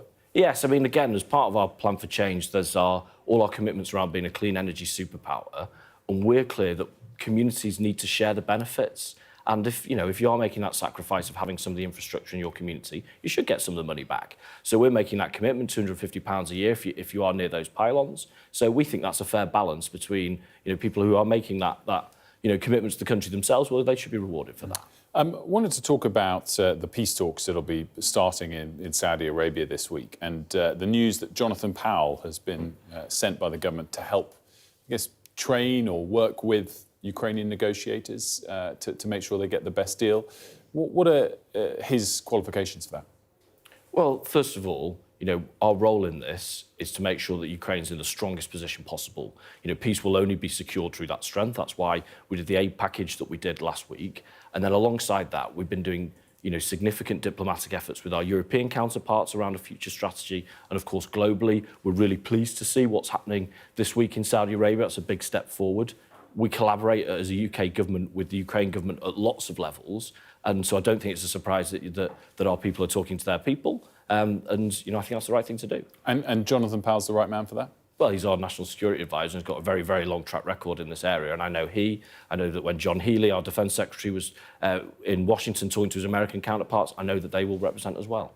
In terms of the rhetoric, I know Pat McFadden was saying this yesterday to Trevor Phillips, you don't want to sort of comment every day on things coming out of the White House, but on some topics it's very hard not to, particularly when the US is brokering these peace talks in the US. I mean, is the Trump rhetoric on this topic dangerous? Does it potentially cost lives in Ukraine?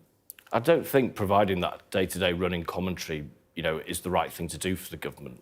Our role in this is as an honest broker, bringing parties together. Our role is putting Ukraine in the strongest position possible. That's why we've done the aid package, the military aid package that we've done.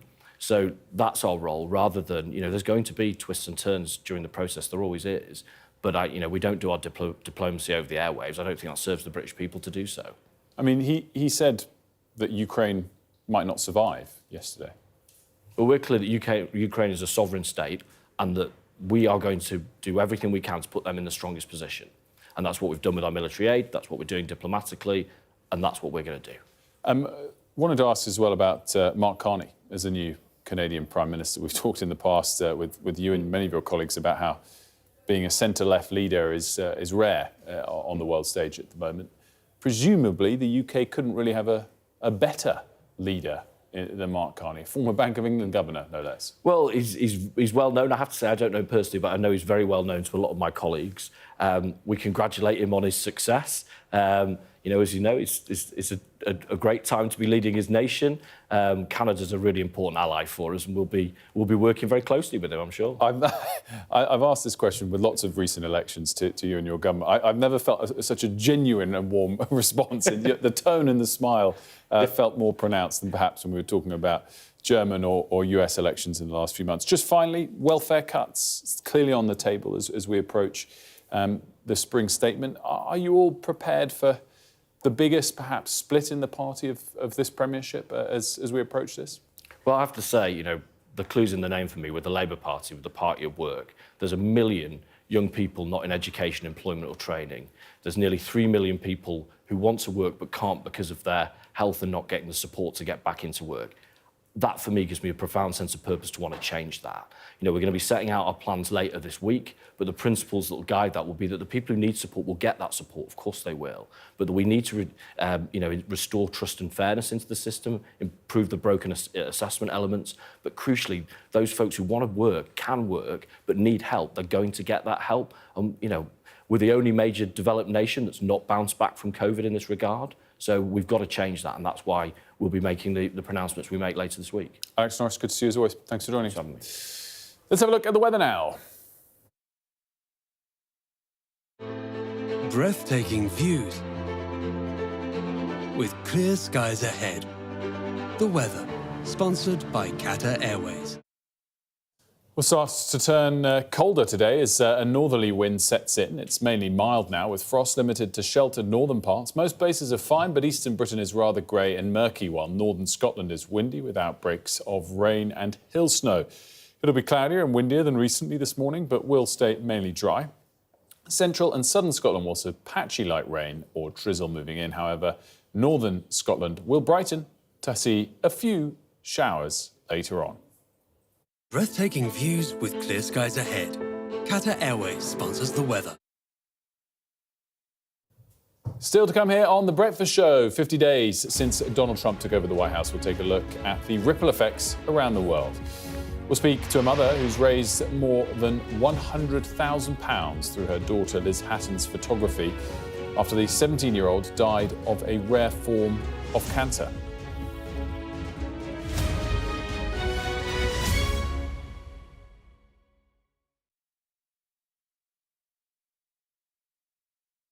Here we go. 2, 1. Thank you, Sophie. The big announcement. The battle for number 10. The drone is above us. It is a chaotic scene. They've asked us to leave. There is a clear Labour landslide. A car is covered in. Liberated, but left in ruins. A major incident has been declared. That's when misinformation floods the zone. It became clear the media weren't welcome. These extraordinary images. Must have taken years. Who wants to talk about politics? OK, stand by. I wouldn't be asking it if I didn't think it was a relevant question. The winner of the 2024 presidential election. Quite extraordinary events.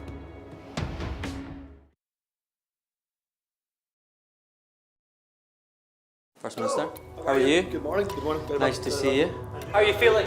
Looking forward to getting into the parliamentary chamber. Are you any further forward to making a decision? No, it's an important day today. All of the claims were in line with my parliamentary duties, so I'm making that clear to you, Conor. He was a Scot through and through. He was a very good politician. Alex Salmond was controversial, he was a disruptor, but above all, he was respected. Will you resign if you lose this week? Again, I'm not planning to, of course, lose the vote of no confidence. I'm planning to win that vote of no confidence. His face said it all. My intention to stand down as party leader. This is now a storm with deadly consequences. How are they feeling? They're a bit scared at the minute. We've been told to evacuate. How are you feeling? Devastated. Hundreds of homes were wiped out by flooding. I'm Conor Gillis, Sky's Scotland correspondent. It was probably the darkest time in my life. Scott is 5 years sober after a cocaine addiction left him close to death. Scotland has a shameful record, worse than England, the worst in Europe. Why not just say you've failed? Because then you might get more respect from families who've lost loved ones. This is where one of the UK's most prolific rapists thought he'd got away with murder.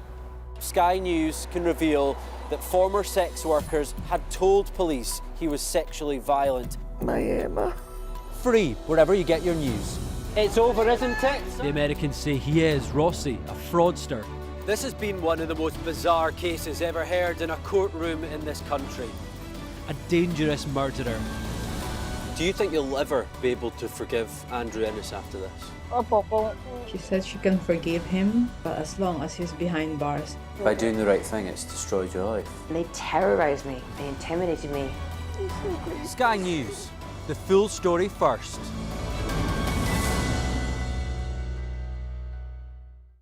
We're rolling. Welcome to the world. Our new podcast, starting now. It's very exciting.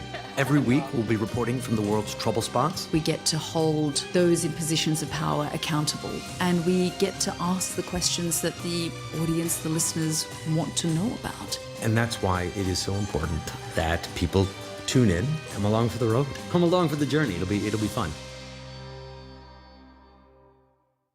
Sky News get the full story first. Is this now all your territory? Yeah. The battlefield is outside the barricades. We are in the middle of a forest, in a jungle really, and they're attempting to keep these men alive. I'm Stuart Ramsey, and I'm Sky's chief correspondent. It's really dangerous. Many people have died riding it.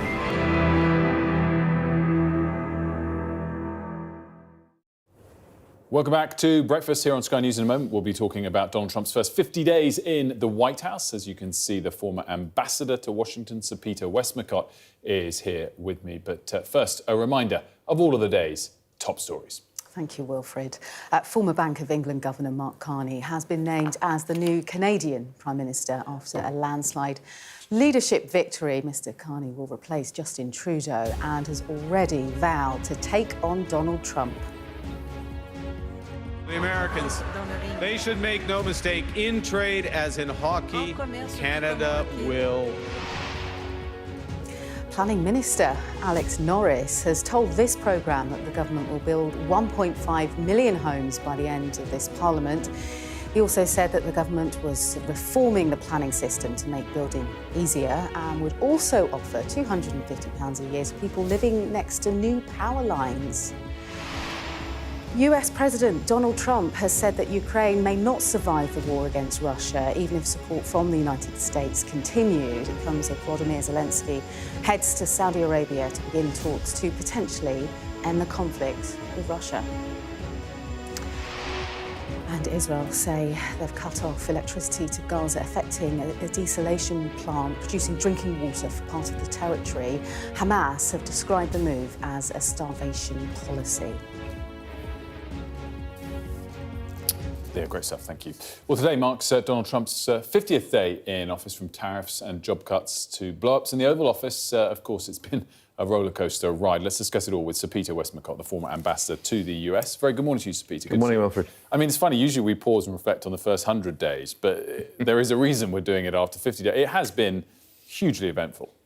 Yes, we shouldn't be that surprised. He said it would be like this, and he thought he was going to win, so he was ready to go from day one, with a lot of people who are there because of loyalty rather than competence, and people who are true believers in the Trump agenda. It's still, I think, a bit shocking, the speed with which he has moved, whether it's in dismantling a lot of the checks and balances and democratic institutions that we all know and love in America, or whether at the international level it's what appears to be, turning against allies and close neighbours and making friends with America's traditional enemies, and indeed visibly taking sides with Russia in the Ukraine war. Let's do domestic first. I mean, he's achieved some quite impressive things. I mean, the border numbers, for example, are a case in point. Is there much on the domestic agenda that the party he just defeated in an election can argue with? I mean, what's your take on that? I would say, I mean, you're quite right on border numbers, but let's be fair. These were already coming down quite sharply during the end of the Biden term. But they've put more troops on the border, and they've been rounding up people more effectively, if you like. So yes, I think a lot of people in America who were worried about the border and immigration generally will feel that he's done the right thing. He's changed the culture already in terms of being anti-woke, and I think probably on cultural issues, the Kamala Harris campaign, with hindsight, feel that they made some mistakes and were not in tune with what a lot of American people would want. I think the economic side of it, he's talking about these tariffs, and he thinks they're going to replace some of the income taxes because he will want to maintain tax cuts. But people haven't yet seen the impact this is going to have on the cost of living. There's an awful lot of kind of bad things down the road that are going to come. But in other respects, yeah, he's done some of the things that he would say, and some Americans will be pleased. And there are hints of a slowing economy, of course. We'll have to wait to see if that does emerge, whether it's specifically the tariffs or not remains to be seen. Now, one person, of course, who'll have to deal with the tariffs is the new Canadian Prime Minister, who's very well tooled on economic measures. Do you know him relatively well, Mark Carney? I mean, do you think he'll work as a good Prime Minister for Canada, but be a good partner for Keir Starmer? I saw a certain amount of him when he was a governor, and then afterwards, because he spent a lot of time in London after he ceased being the governor of the Bank of England. I would think there's an awful lot of people here in the UK who had a high regard for his professional competence and the pleasure of dealing with him when he was governor of the bank. They will be pleased to see him. It's a landslide. He won 80-something% of the vote. This is to become leader of the party. Yeah. Yes, and then there will be a general election soon in the coming weeks, I think. It'll be called in the coming weeks. Will he win that or not? That's another story. Not long ago, they were 20 points behind in the polls, but partly because of the aggression, if you like, of the Trump administration. I think that the people who are standing up to him, and that includes Carney, who's been very firm in his stump speeches about America, they have made the Liberals look a lot better. So it's not at all impossible that Carney will be the next Prime Minister. That would be, I think, be something that people in the United Kingdom would be pleased about. At the moment, he's talking tough in terms of standing up to America and its tariffs and its aggressive language. Is that just to win an election, or will he, in fact, take a very firm line with the United States? We don't know. We'll have to wait until the results of the elections. It's interesting. It's sort of, should Keir Starmer be talking tough? Or the fact that he's not facing an election is enough of a reason not to be doing it? Or do you commend ultimately how he's been dealing with Trump? I think he paused, he took careful advice, he examined the nature of the beast, if you like. He thought through, where does the UK interest lie? And I think he handled his early encounters with President Trump with great dexterity. And the language, the mood has been good so far. It doesn't mean to say that he has managed to persuade Donald Trump to be less pro-Russian.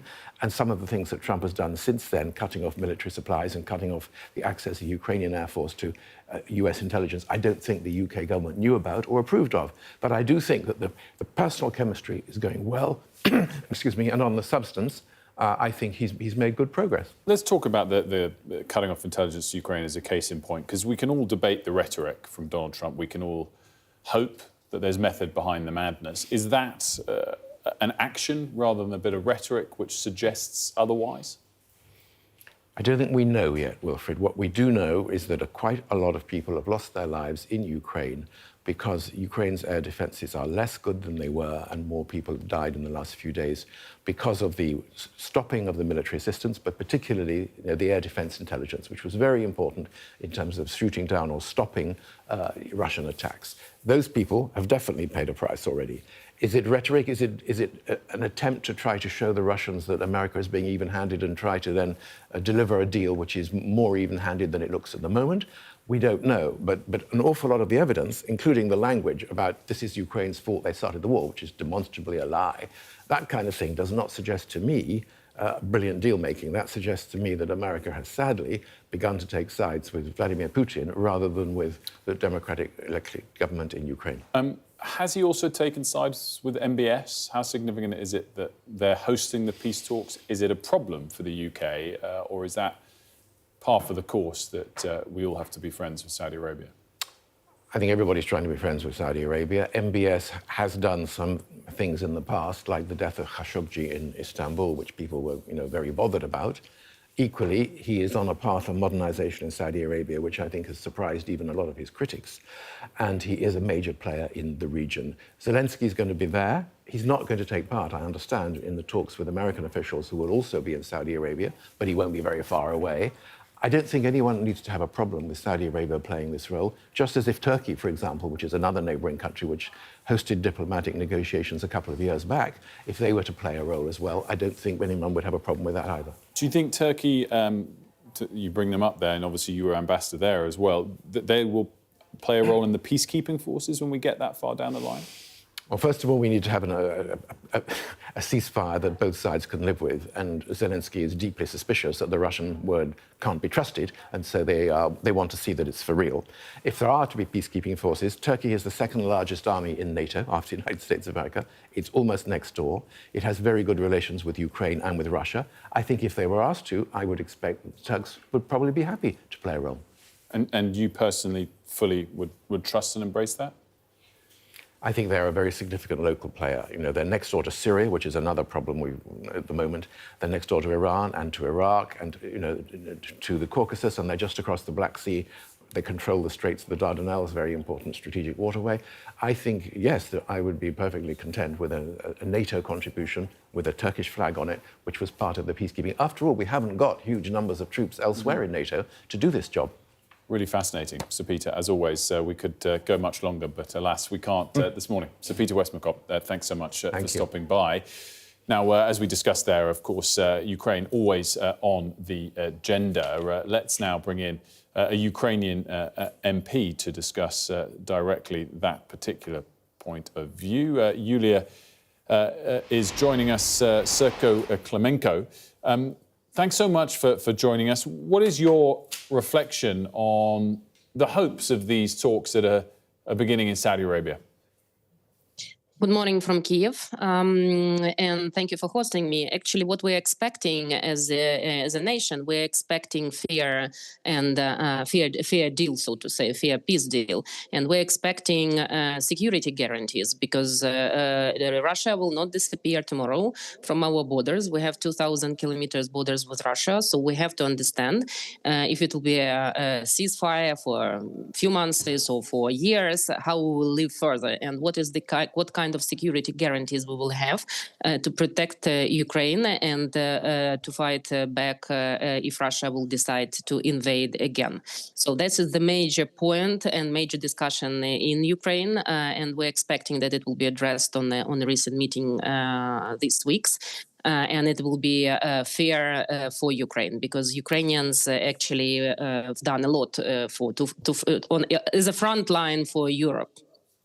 Do you have any updates on whether the US is going to reshare intelligence again with Ukraine or not? Actually, we hope so, because this is the most painful part of this ban. We can survive without a US weapon for sometimes, but we cannot survive without the intelligence. So we need it for air defense. And mostly it's for civilians, for protecting civilians. It's not for frontline, but for protecting civilians. So we hope to restore it in next week, and this will be, so to say, the major point of discussion between governments and in Saudi Arabia and between all parties. I'm sure you're used now to having to react to things that the President of the United States has said about Ukraine over the last couple of weeks or months. So maybe it sort of nullified the emotional impact, maybe not. But yesterday, obviously, he said that Ukraine might not survive. How did that go down? We would like to remind Mr. Trump that we are a nation of more than 1,000 years, and we survived many wars, and we will survive this one. But the problem is how many lives, innocent lives of civilians, we will lose. So that's actually the main question. Nobody will stop fighting for their families and homes.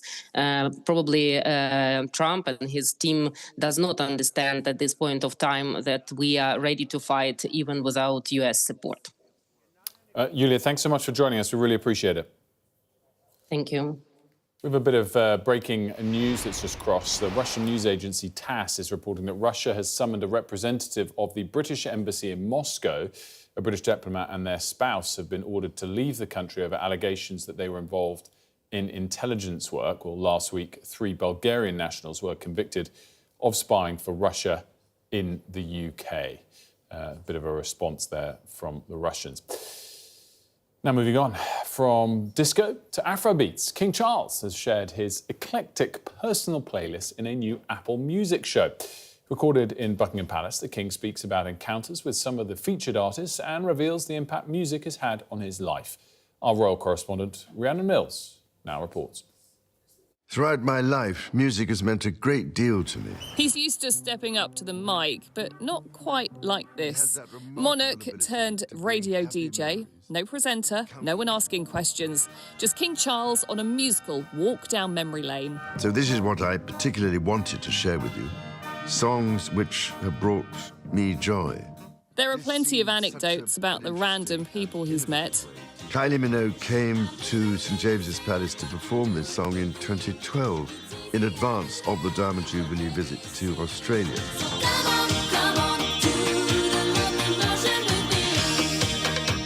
This is music for dancing. Some surprising choices. You've just heard the King's Guard playing Could You Be Loved by the late Bob Marley. I always recall his words, the people have a voice inside of them. He gave the world that voice in a way that no one who heard can ever forget. And a lot of talk about dancing.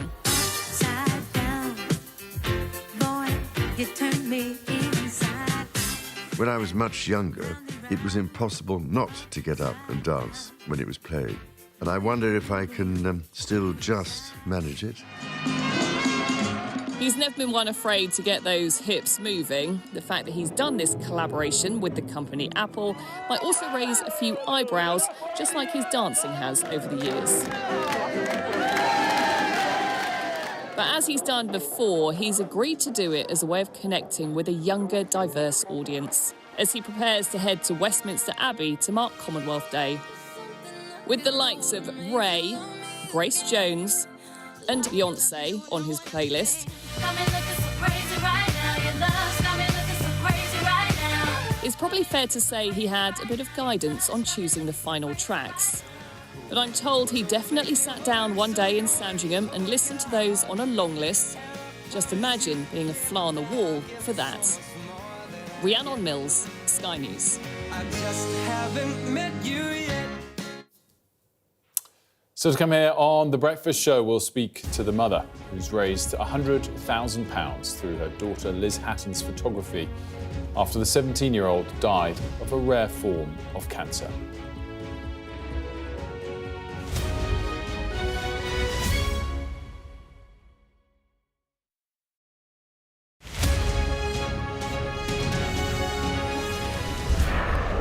Once almost lost, these denizens of the deep are back.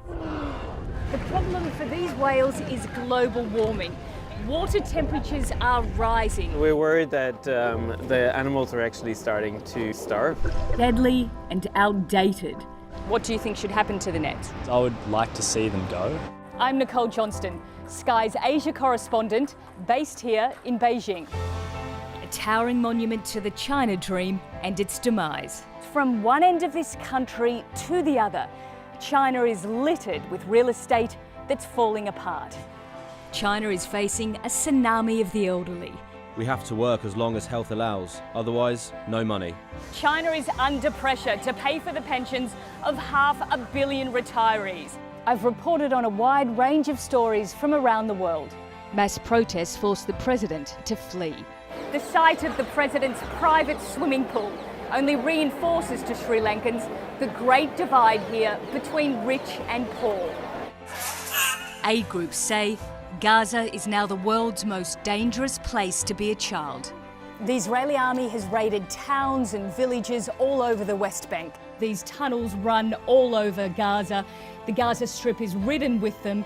A referendum designed to unite the country has only deepened its divide. Sydney's floodplains underwater again. This is the third or fourth time in 18 months that their homes have gone under. Sky News, the full story first. It may seem like a gimmicky toy, but it is part of the global race between the United States and China for new technology. This elite engineering, designed to humour and to help us.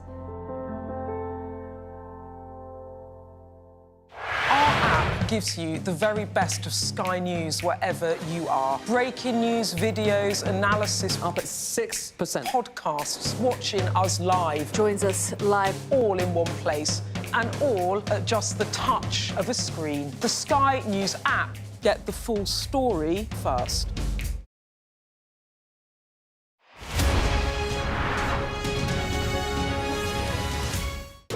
We are under Israeli military restrictions in terms of some of the things that we can film, but it's important to be in there. What a slow drive for the president as he approaches his golf club. 4 more years! Free wherever you get your news. I'm Mark Stone and I'm Sky's correspondent based here in Washington, DC.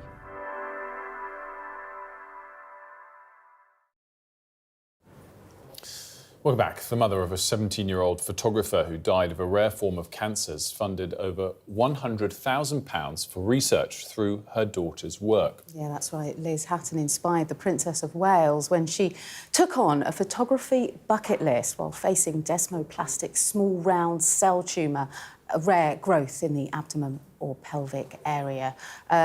We're pleased to say that we're joined now by Liz's mother, Victoria. She joins us now live with Liz's brother, Matthias. Hello to the both of you. Thank you so much for your time. Just first of all, tell us a bit about Liz, because she was this incredible young person, wasn't she, who was never really ever ill, except for a bout of chickenpox. Tell us about her. Good. Do you want to put that? Liz wasn't just a normal person. She inspired about 1,000 people, if not famous, if not normal. Liz was brave, she was kind, she was the best big sister, she was an incredible photographer. But I think above all else, Liz never felt sorry for herself. She never ever said, why me? Or it's not fair, or this shouldn't have happened to me. The opposite, she said, why not me, Mum? It has to be somebody. She was completely and utterly selfless. And that was kind of the reason behind, if you like, the fundraising, that the last item on that bucket list she made was for us to find a treatment, an improved treatment for desmoplastic small round cell tumour, the cancer that she died of. And obviously, you've already done a huge amount of work in that regard, and congratulations for that. But the reason we're talking to you today in particular is because many other people are about to be able to witness her photography. Yeah, so at the photography and videography show in London, which is on till Tuesday at the XL, she has an exhibition up there at the moment. We went down to see it on Saturday, didn't we, Matteo? Yeah. And it was absolutely incredible to see her work up there in all its glory. Liz took so many of the photographs she took in the last 12 weeks of her life. Because after she met the Prince and Princess, the opportunities just kept coming through the door. So the last photo she took, the one of the air ambulance that you just saw, she took that just 5 days before she died. She never wasted a single moment, did she? She always, maybe 6, yeah. She always wanted to carry on taking photographs until the very last minute because she loved it. It brought her a phenomenal amount of joy. Victoria, we often talk about, both Wilf and I are parents, but we often talk about, don't we, how proud we are of our children. But for you, it must take on a different stratosphere. You were so proud of Liz, wasn't you, that you went on to raise £100,000. We're so phenomenally proud of Liz, and I'm so proud of Matteo as well. They were the closest of siblings, the most determined siblings to make those memories. And, you know, it's what inspires us now. We want other siblings in the future to be able to stay together, to have the joy that our children didn't have. And that's why we set up the Liz Hatton Just Giving page, and why we're in the process of setting up the first charity in the world for desmoplastic small round cell tumour, to focus on that, on creating research around it, and on creating support for families going through it. Because for us, it was very much like looking for a needle in a haystack. There's no one recognised treatment. The information is spread widely across the world. There is no one place to find that information that you need. So that first £100,000 will go to bring all that information into one usable place, so that nobody will have to to worry about whether they've missed that one piece again. And from there, we go on to make a difference. We go on to try and find out what research to do next, how we prioritise the spending, and try and get some more treatments for desmoplastic small round cell tumour out there. Matthias, was it good fun going to the XL Centre over the weekend to see the exhibition? We had a lovely time, didn't we? Matteo checked out every camera in the building, I think. And we looked at Liz's photos, and we met a friend who we met via Liz through photography. And we just had a lovely... Oh, and then we went to eat soup dim sum, her favourite London treat, right? Well, she'd be very proud of you and all the work you're doing. Do you like photography and cameras as well? Yeah.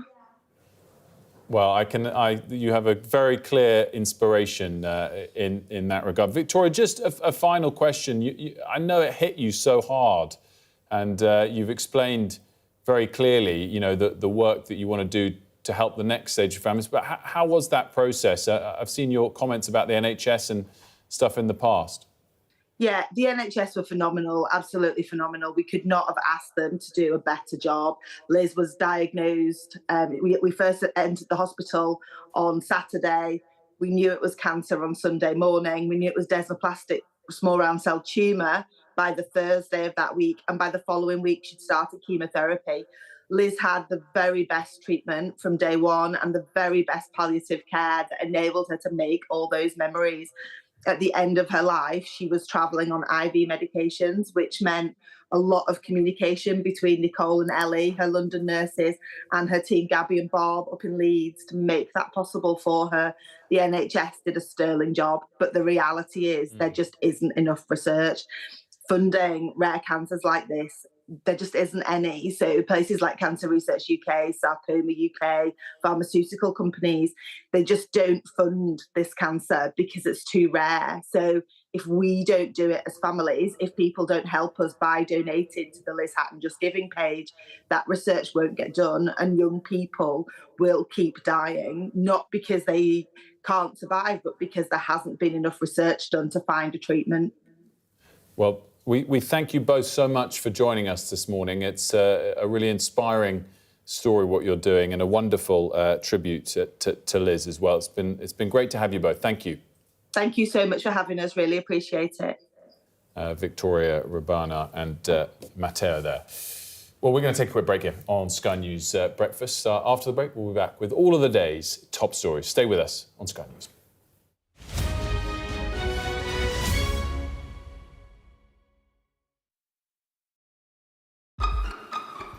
We've got your Sunday mornings covered. From the front page and the sounds of the streets to the voices of the people who make the major calls and big picture politics beyond Westminster. We'll put you at the heart of our story. I'm ready. Are you? Join me, Trevor Phillips, Sunday mornings on Sky News.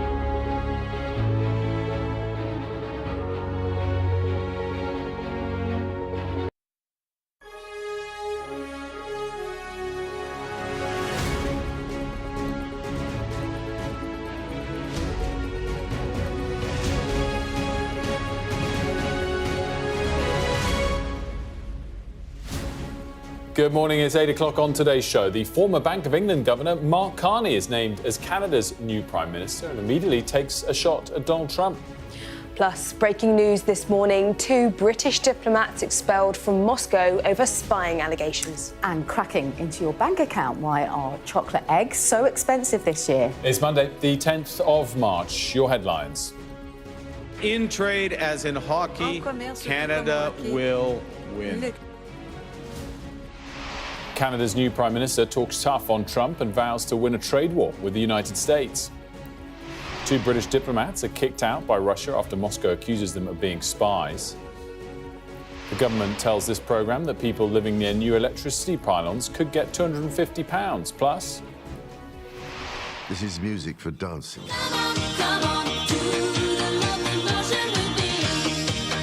The King's Commonwealth Day playlist. He reveals he's a big Kylie fan, amongst others.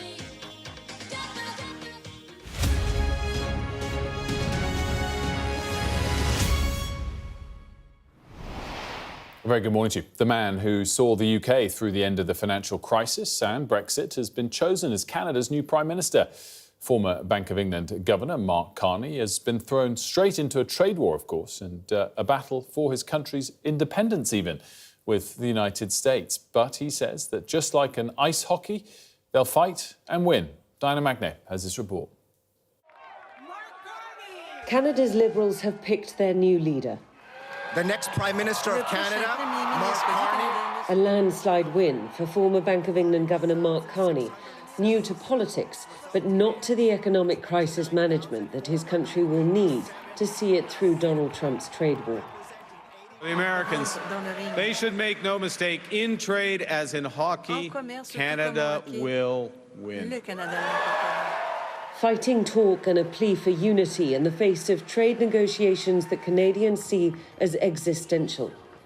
For his part, the US president as enamoured as ever by tariffs, but hesitant to rule out the possibility that they might bring about recession. Tell you what, of course you hesitate. Who knows? All I know is this: we're going to take in hundreds of billions of dollars in tariffs, and we're going to become so rich, you're not going to know where to spend all that money.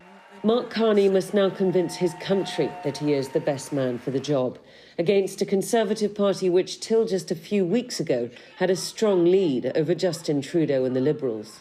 We're a country that will be diplomatic when we can, but fight when we must, elbows up.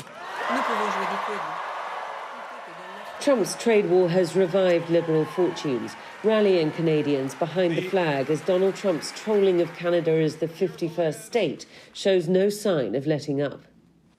America is not Canada.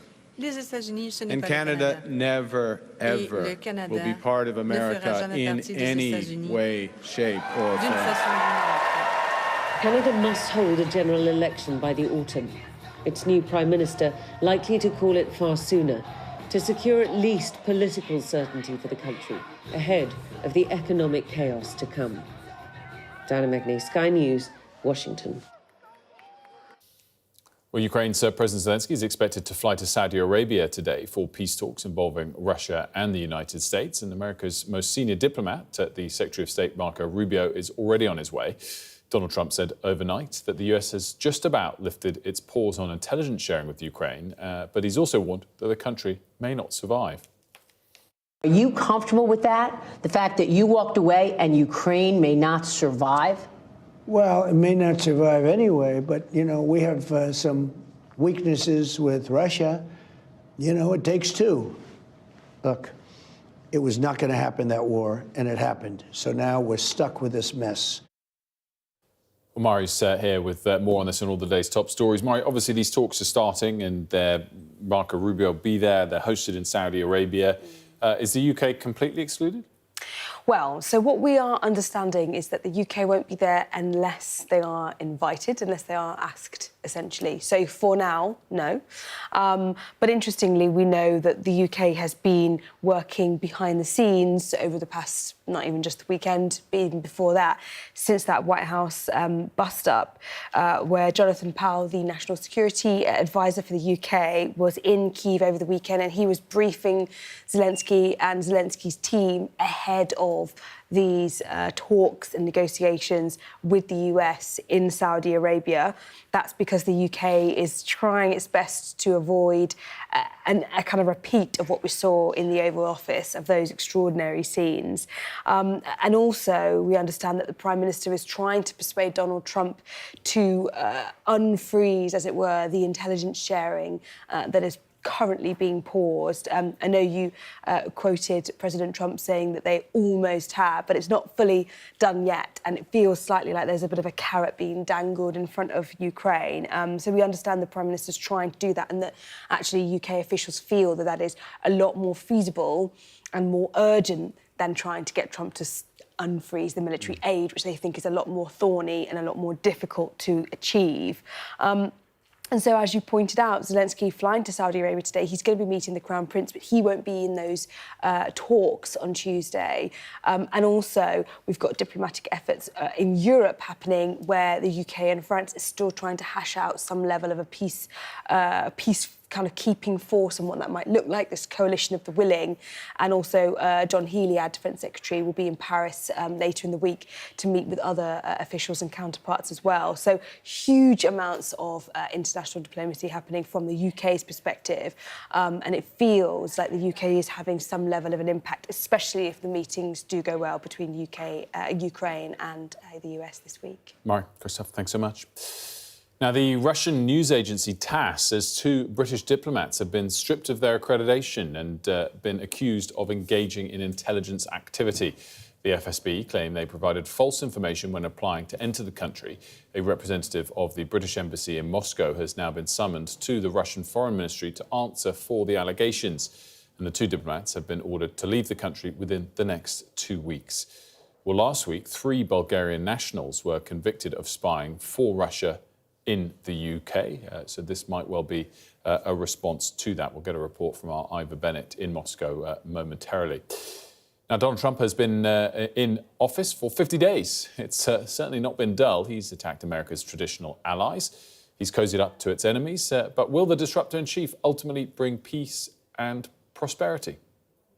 In just 50 days, Donald Trump has upended our world. You're gambling with World War III. It's Gaza. It's a war-torn area. We're going to take it. We need Greenland one way or the other. We're going to get it. To some, the disruptor-in-chief will bring peace and prosperity by putting America first. Donald Trump is a very intelligent man. To others, he threatens chaos and destruction. I think he's an idiot. Well, he's quite unpredictable. And that makes you worry about your own security? Yeah, my own and everybody else's. For decades, we've taken it for granted America has our back. We can't anymore. USAID, run by radical lunatics. Please, Mr. President, do something. We're leaving the headlines behind, travelling to places where Donald Trump's already had a huge impact on countless numbers of lives, changing our world after only 50 days in office.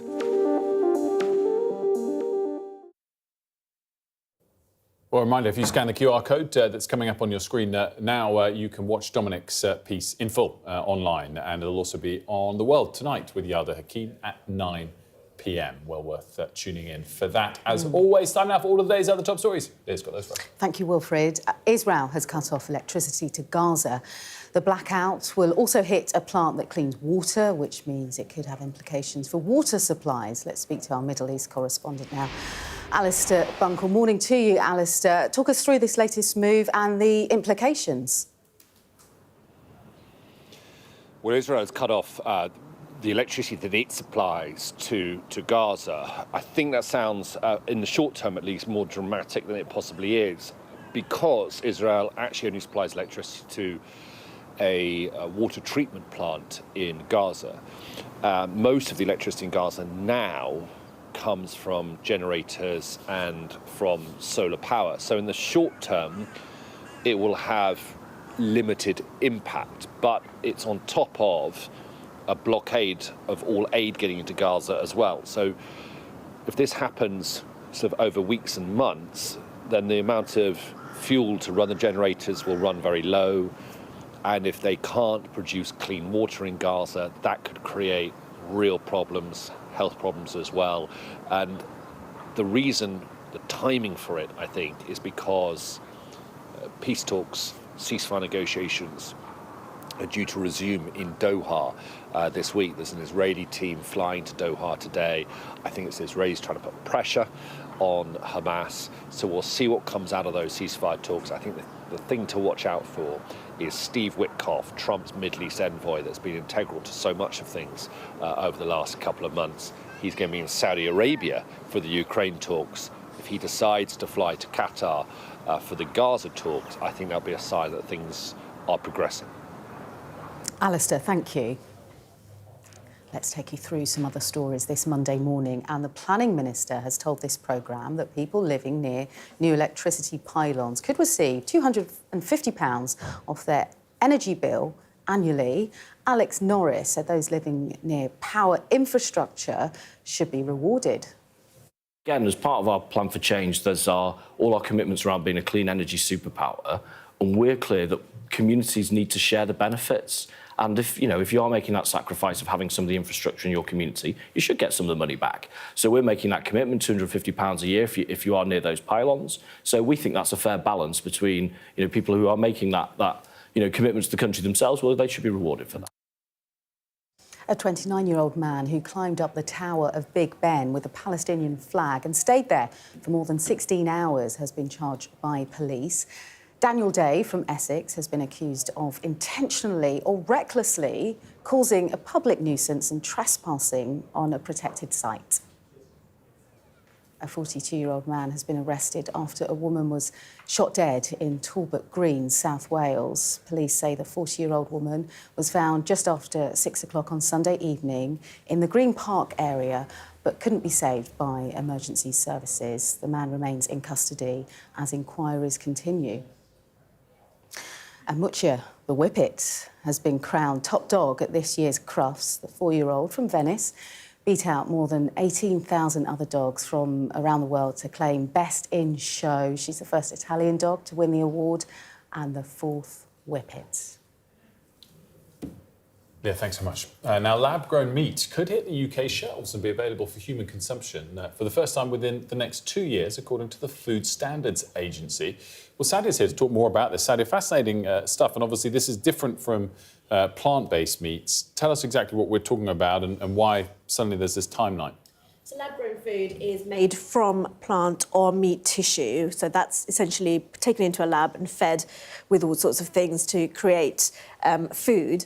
It is different to usual meat that we have because it's not an animal that's been raised out in the wild or in a farm and then slaughtered. So it has its own controversies. Some people say we shouldn't have it, and some people say actually it's clean, it's green, it's ethical, and it's good for business. Here in the UK, we're actually a leader when it comes to the science behind it. So we're one of the leading countries. But when it comes to putting the food on the shelves for us to buy it, we lag behind other countries. So Singapore has been doing it for 5 years, the US for the last 3 years, and Israel started it last year. We in the UK have got lab-grown dog food, but none that is safe on the market for human consumption. And that according to these reports, is because of the amount of paperwork and testing before it's approved by the FSA, the Food Standards Agency. The small businesses who are the new businesses who are trying to innovate this, who are behind all of this, say that that's stifling their businesses. The government wants to help them out. And so what it's doing is now incorporating them into this process so that they are part of the FSA's regulatory team. They will look at whether or not it works. Of course, that is bringing into question whether there is a conflict of interest, with some critics saying this is essentially deregulation because those companies have something at stake here. So are they likely to tweak the regulations in order for it to be in their favour? It's still early days, but what it would do, according to this report, is that it will bring that time down from 2 years to perhaps getting that food onto the shelves within a year. It'll be really interesting to see what happens. So, great stuff. Thank you. Now, from disco to Afrobeats, King Charles has shared his eclectic personal playlist in a new Apple Music show. Recorded in Buckingham Palace, the King speaks about encounters with some of the featured artists himself and reveals the impact music has had on his life. Our royal correspondent, Rhiannon Mills, has this report. Throughout my life, music has meant a great deal to me. He's used to stepping up to the mic, but not quite like this. Monarch turned radio DJ. No presenter, no one asking questions. Just King Charles on a musical walk down memory lane. So this is what I particularly wanted to share with you. Songs which have brought me joy. There are plenty of anecdotes about the random people he's met. Kylie Minogue came to St James's Palace to perform this song in 2012 in advance of the Diamond Jubilee visit to Australia.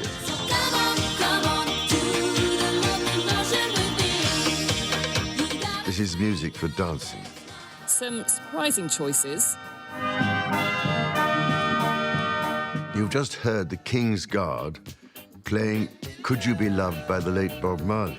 I always recall his words, the people have a voice inside of them. He gave the world that voice in a way that no one who heard can ever forget. And a lot of talk about dancing. Side down, boy, you turned me inside. When I was much younger, it was impossible not to get up and dance when it was played. And I wonder if I can still just manage it. He's never been one afraid to get those hips moving. The fact that he's done this collaboration with the company Apple might also raise a few eyebrows, just like his dancing has over the years. But as he's done before, he's agreed to do it as a way of connecting with a younger, diverse audience, as he prepares to head to Westminster Abbey to mark Commonwealth Day. With the likes of Ray, Grace Jones and Beyoncé on his playlist, it's probably fair to say he had a bit of guidance on choosing the final tracks. But I'm told he definitely sat down one day in Sandringham and listened to those on a long list. Just imagine being a fly on the wall for that. Rhiannon Mills, Sky News. I just haven't met you yet. Well, I'm joined now by the Shadow Crime Policing and Fire Minister, Matt Vickers. We need a seamless transition from that to all of the day's news. But you like the King doing things like this? We can get our boogie on if we want. He's almost as good as Theresa May. He's incredible. Well, no, that's harsh on the King. No offence to the former Prime Minister, but he's actually quite a good dancer. Yeah, he's got the moves. He's got the moves. I need to listen to that in full because the report there from Rhiannon has piqued my interest. Anyway, we have to get on to other bits of news. The first bit, just to broke us, we've been on air this morning, is that Russia's kicking out 2 UK diplomats in Russia in the Moscow embassy. Reaction to that? Deeply concerning. I think, we've seen, the events around Ukraine and Russia and the international partnerships and consequences around that. Obviously, at the moment, everything's in turmoil. Everything's slightly concerning. We want to de-escalate things, slow them down a bit. Carry on where we were, supporting Ukraine and making sure that they come out the other side. What's your snapshot on the latest out of the White House in the last 24 hours, which of course includes the President saying that Ukraine might not survive, but if we're going down the path of actions speak louder than words, there's also, it seems, talk that he is going to restore intelligence sharing with Ukraine. Well, that's what we want to see. In recent years, we've stood shoulder to shoulder with Ukraine. We need to carry on in that ilk. We need to cool the tempers a bit. Slow down the rhetoric a little bit that's coming out and have calm heads. The consequences for Ukraine are not just for Ukraine, they're for the rest of the world, because if Putin goes unabated and is able to carry on with illegal conquests abroad, then we've got real consequences for the world. Pleased to see Mark Carney becoming the new Prime Minister? Well, he's a wise man who's got experience here and in Canada. We'll see what that means for us in due course. Big election coming. The Canadians will have their choice, and they're saying that as well. One thing that's clear, and it might be because they've got an election coming, is both the leaders of the main two parties now, even when it was Trudeau as well, are talking tough on President Trump. Should Keir Starmer be doing more of that, or is it because there's not an election to come that he's able not to, and or because we're not facing 25% tariffs like Canada is? Do you know what? America is our greatest ally. We need to make sure that relationship prospers into the future. They're great for us on trade. They've been great for us on defence. We need to make sure that relationship prospers. We need to maximise the opportunities that present themselves as a result. I think it's right that we get on with that. I think it's right that Keir Starmer should, head down, get on, build that relationship and take us forwards. Talk to me about these immigration rules and announcements that you're focusing on today. So huge announcements this weekend on disapplying the Human Rights Act in terms of immigration cases.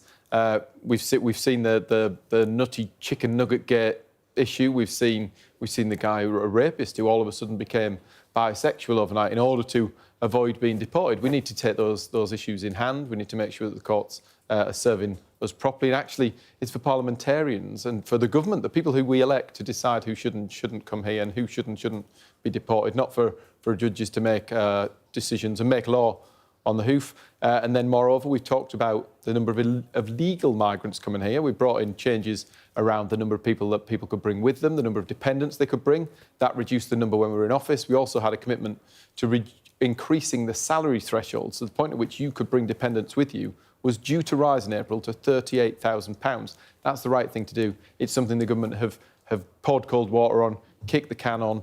We need to get on with that because we need to make sure that immigration is way too high in this country and we need to bring it down. I think I'm right in saying you're also proposing that spousal visas shouldn't be issued to spouses who are first cousins.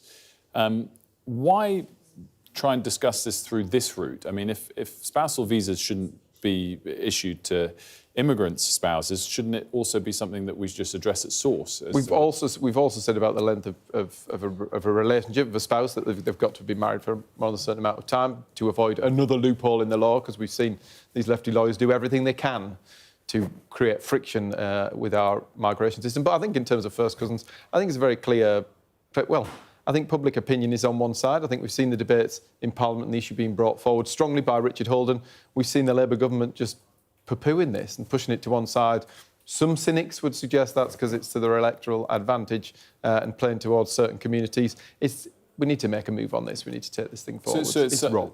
Well, I mean, with that in mind, it feels like you're using this as a backdoor way to force another discussion or vote on it, rather than it being a policy that I guess you'd say, therefore, should have been brought in during the last 14 years of government. It's a serious issue and we need to bring it forward on every possible platform and at every opportunity. We've seen there's health consequences as a result. We said, there are huge consequences about this. The government seems to be thinking it can just brush this thing off and make it disappear. In terms of immigration overall, is this an area where I guess the party under new leadership finds it tricky that ultimately the party under past leadership in government failed on? Well, the party has changed. I wasn't a minister in the last government. Kemi wasn't the leader in the last government. We've conceded. There's definitely been mistakes made by governments that have gone before us. Immigration is too high. We need to get a grasp on our borders. We need to make sure that illegal immigration is under control, but we also need to bring down legal migration. The number of people coming here is too great. This is a big issue for the British people, and it's a big issue for my party. In terms of what's next on this, I mean, how closely will the numbers matter versus the details in coming forward? Obviously, the averages for the last 3 years of the Conservative government were very, very high. Do you expect them to come down from here? We're saying that we're going to bring forward a cap. We will bring forward a numerical cap if we return to office. But actually, we've got a border security bill going through at the moment. What does it do? It removes the obligation on the Home Secretary to remove people who come here illegally. It removes all of the work that went into the Rwanda scheme, the deterrent that was going to put people off getting in those boats in the first place. They're taking away all the legal framework around that. Huge consequences. The other thing that they're doing is allowing people who arrive here illegally to become British citizens. That was a statement in law. That was something we put there in black and white. If you came into this country illegally, you could not become a British citizen. You could not have all the benefits and luxuries and benefit that come with that. The government is ripping that out at the moment. In that chamber, quietly, it's going through without much attention from the press. Matt Vickers, thanks so much for joining us. Good to see you. Let's have a look at the weather now. A bright start and always a warm welcome. The weather, sponsored by Qatar Airways. It'll start to turn colder today as a northerly wind sets in. It's mainly mild now, with frost limited to sheltered northern parts. Most places are fine, but eastern Britain is rather grey and murky, while northern Scotland is windy with outbreaks of rain and hill snow. It'll be cloudier and windier than recently this morning, but will stay mainly dry. Central and southern Scotland will see patchy light rain or drizzle moving in. However, while northern Scotland can expect some sunshine and showers. A bright start and always a warm welcome. Qatar Airways sponsors the weather. Still to come on The Breakfast Show, Donald Trump's policies in his first 50 days. We'll have a debate on what he has or hasn't achieved. Also, why is chocolate so much more expensive? We'll speak to a personal finance expert about what's going on.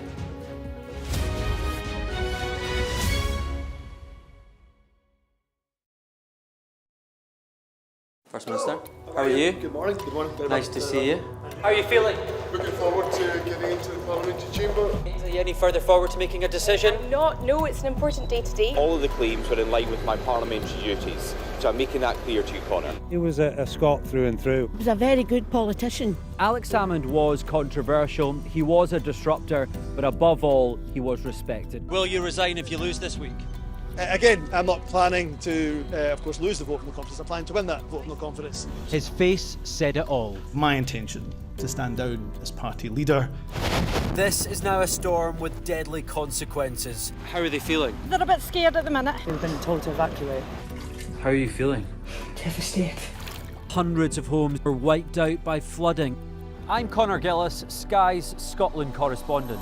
It was probably the darkest time in my life. Scott is 5 years sober after a cocaine addiction left him close to death. Scotland has a shameful record, worse than England, the worst in Europe. Why not just say you failed? Because then you might get more respect from families who've lost loved ones. This is where one of the UK's most prolific rapists thought he'd got away with murder. Sky News can reveal that former sex workers had told police he was sexually violent. My Emma. Free wherever you get your news. It's over, isn't it? The Americans say he is Rossi, a fraudster. This has been one of the most bizarre cases ever heard in a courtroom in this country. A dangerous murderer. Do you think you'll ever be able to forgive Andrew Ennis after this? She said she can forgive him, but as long as he's behind bars. By doing the right thing, it's destroyed your life. They terrorised me. They intimidated me. Sky News. The full story first.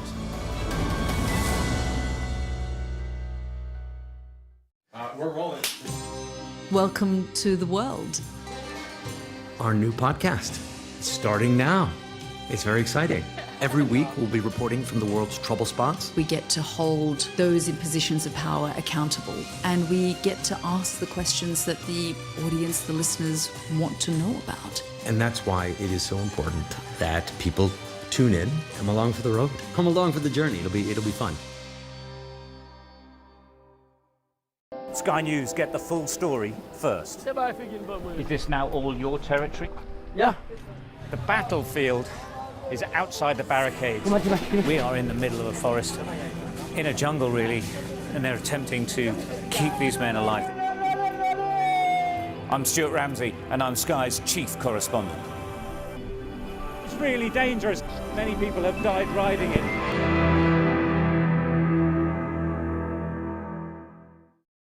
Welcome back to The Breakfast Show. In just a moment, we'll be talking to Sam about all things Westminster and, of course, also discussing Donald Trump's latest comments and what he's achieved in the debate. That's coming up in about 10 minutes on his first 50 days in the Oval Office. But first, a reminder of all of the day's top stories with you. Thank you.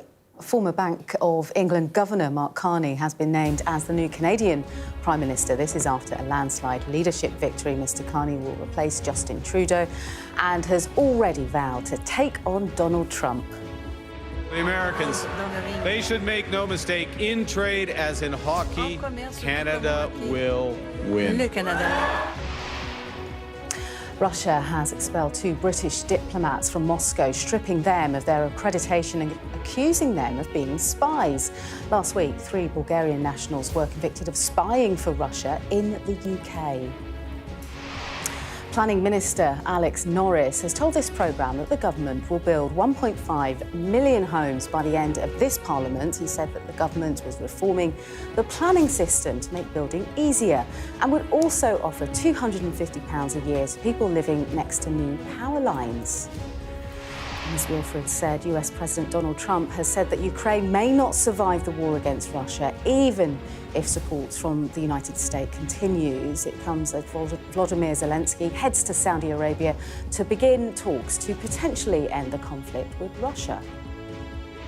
Israel say they've cut off electricity to Gaza, affecting a desalination plant producing drinking water for part of the territory. Hamas have described the move as a starvation policy. Leah, great stuff. Thank you. It's going to be a big week in politics, both here and abroad. It always is these days. Sam's with us to discuss all of this and, of course, tell us what's on the latest episode of Politics at Sam and Anne's. Correct. Official name change? We're almost there. We are... I've preempted that. I thought it was all there. So my bad. Dotting the I's, crossing the T's and taking the photographs. But I feel like you're now officially a podcast. You've got a new get-up this morning. Yes, no, we are in the throes of relaunching it with Anne McElvoy, who is a fantastic pod co-host. Just decades of experience, really interesting. I want to hear what she's got to say, so I hope listeners do too. Yeah, so do I. Again, we'll put up the QR code at some point during the interview to make sure you subscribe if you haven't done already. Let's get to all of the day's news. I actually want to start by asking you about Mark Carney. I know he's got an important general election to get through in the weeks and months ahead to be the long-term Prime Minister of Canada, but it's hard to think of anyone who Keir Starmer and Downing Street, although they won't say publicly, would want more as a leader, given his past experience as Governor of the Bank of England. There's going to be a natural affinity between the UK and the Canadian Prime Minister with Mark Carney in that post. You do have in there not only a fellow sort of centre-left politician, but you also have somebody who looks to me like they have a sort of sympathetic temperaments as well, albeit you did see quite a punchy Mark Carney there accepting the nomination, Liberal Party punching through with those comments about tariffs. It remains to be seen whether they'll get the better of Donald Trump on that. That's quite an interesting claim.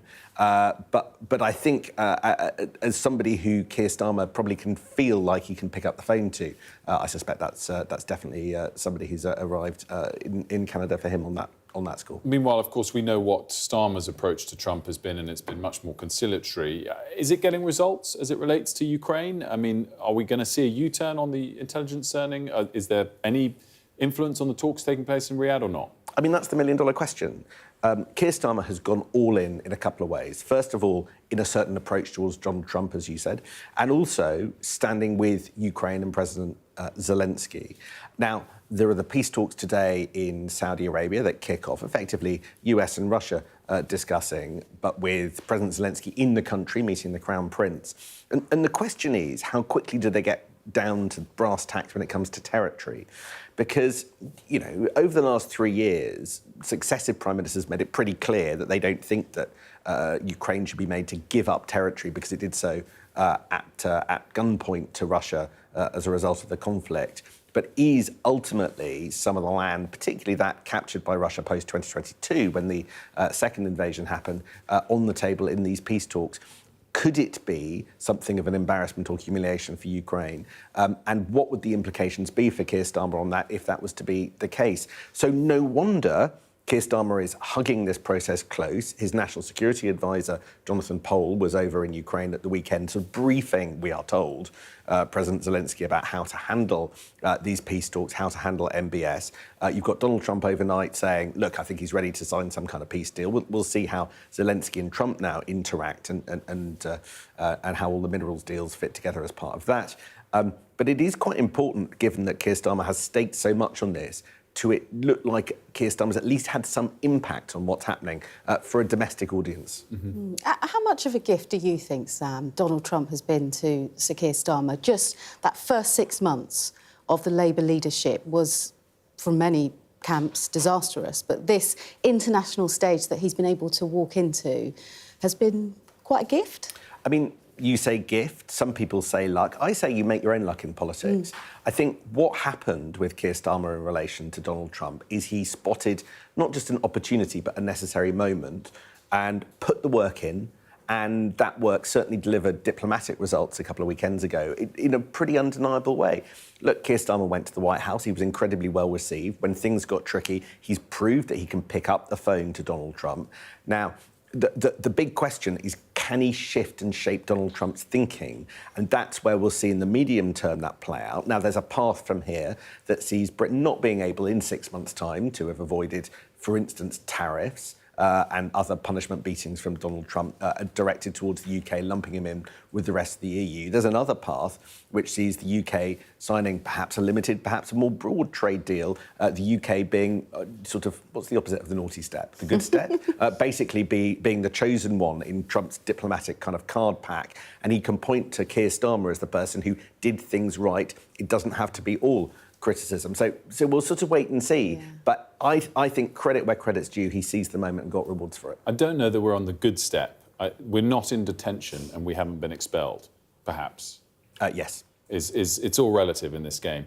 Sam, talk to me about the extraordinary reform spat over the weekend. I forget now which day it started, but it's not like it's gone away yet, either way. On Thursday, Rupert Lowe, one of Reform's 5 MPs, criticised Nigel Farage. On Friday, Rupert Lowe was accused of effectively harassment and being involved in an altercation with Reform's chairman, and a KC, a lawyer, is investigating that, and the matter has been referred to the police. Rupert Lowe denies the allegations and says it's all part of a witch hunt. Let's push the specifics to the side and look at the bigger picture. Reform UK has been the biggest growth party in politics, both up to the election, in the election campaign, and immediately post-election, topping, though not currently, the opinion polls. And they would cast this as teething problems like any other growing party. Others would say, look at parties that involve Nigel Farage. But I think there are a couple of things. The first is, there have been tensions between Nigel Farage and Rupert Lowe for some time. If you remember, Nigel Farage was criticised by the American administration, by Elon Musk, and Rupert Lowe was actually praised by Elon Musk. And secondly, Rupert Lowe started leaning a bit harder into some of the immigration arguments that Nigel Farage doesn't endorse or reject. So talk of mass deportation, well, this actually comes, one ally of Nigel Farage was telling me last night, really at a point where Nigel Farage isn't really talking about immigration as he seeks to build the base of the Reform Party, aiming to do better at the local elections and the next general election. So there does seem to be a bit of a divergence in terms of grander strategy and tactics that go alongside all of this. The nitty-gritty of who said what to who, which KC rejects, what argument, that will play out in the coming days. But this is about really Reform deciding where to plonk itself on the political spectrum and what is too right-wing for Nigel Farage, what is currently Nigel Farage's party. We'll see if it does anything to the polls, which of course have been incredibly positive for Reform in the last weeks and months. We'll see if it has an effect. I'm sure you'll be on top of that. When's the next poll coming? Every Tuesday morning. Every Tuesday. Well, there we go. We'll see you tomorrow, hopefully. Yeah, Sam, great stuff as always. Thanks so much. As we said before, QR, well, it's just gone, the QR code, but it'll come back up at some point in the screen, and hopefully you already scanned it, politics at Anne and Sam's. It's coming back for you. There it is on the bottom of the screen. Time now to debate Donald Trump's first 50 days in office. Of course, the US president's polarising policies have made waves across the globe. From tariffs to blow-ups with Zelensky, the impacts of his presidency having been far-reaching. So what do his first 50 days tell us about the next 4 years? To discuss and debate, we are joined by the writer and consultant Jamie Klingler, and the chair of Republicans Overseas, Greg Swenson. A very good morning to you both. Thanks so much for joining us. Good morning. Quick snapshot, first 50 days. Jamie, first of all, your take. Dumpster on fire? Greg?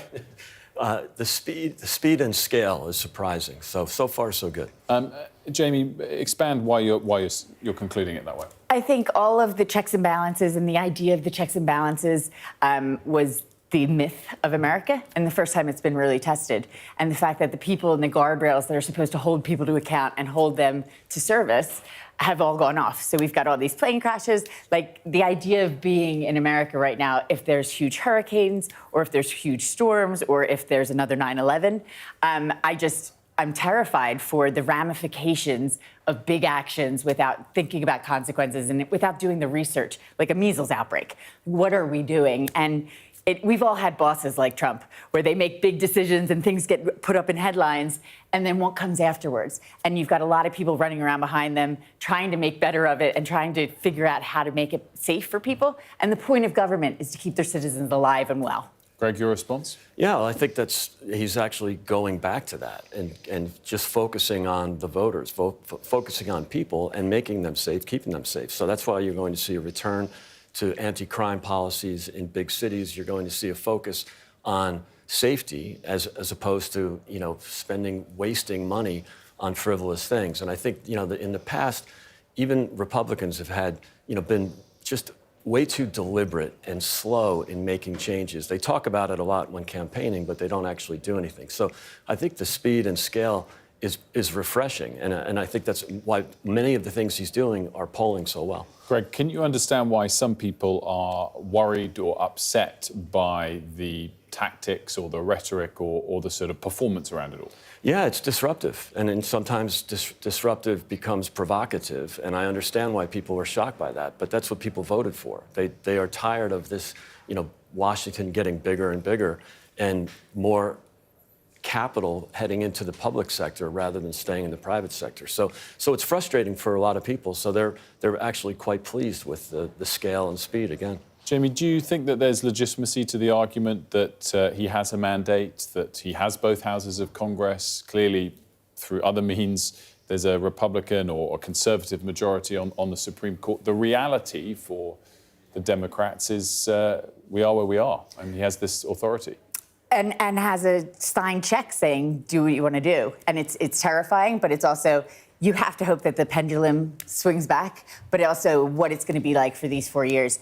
And it's quite a brave move to really cut all of your voting party.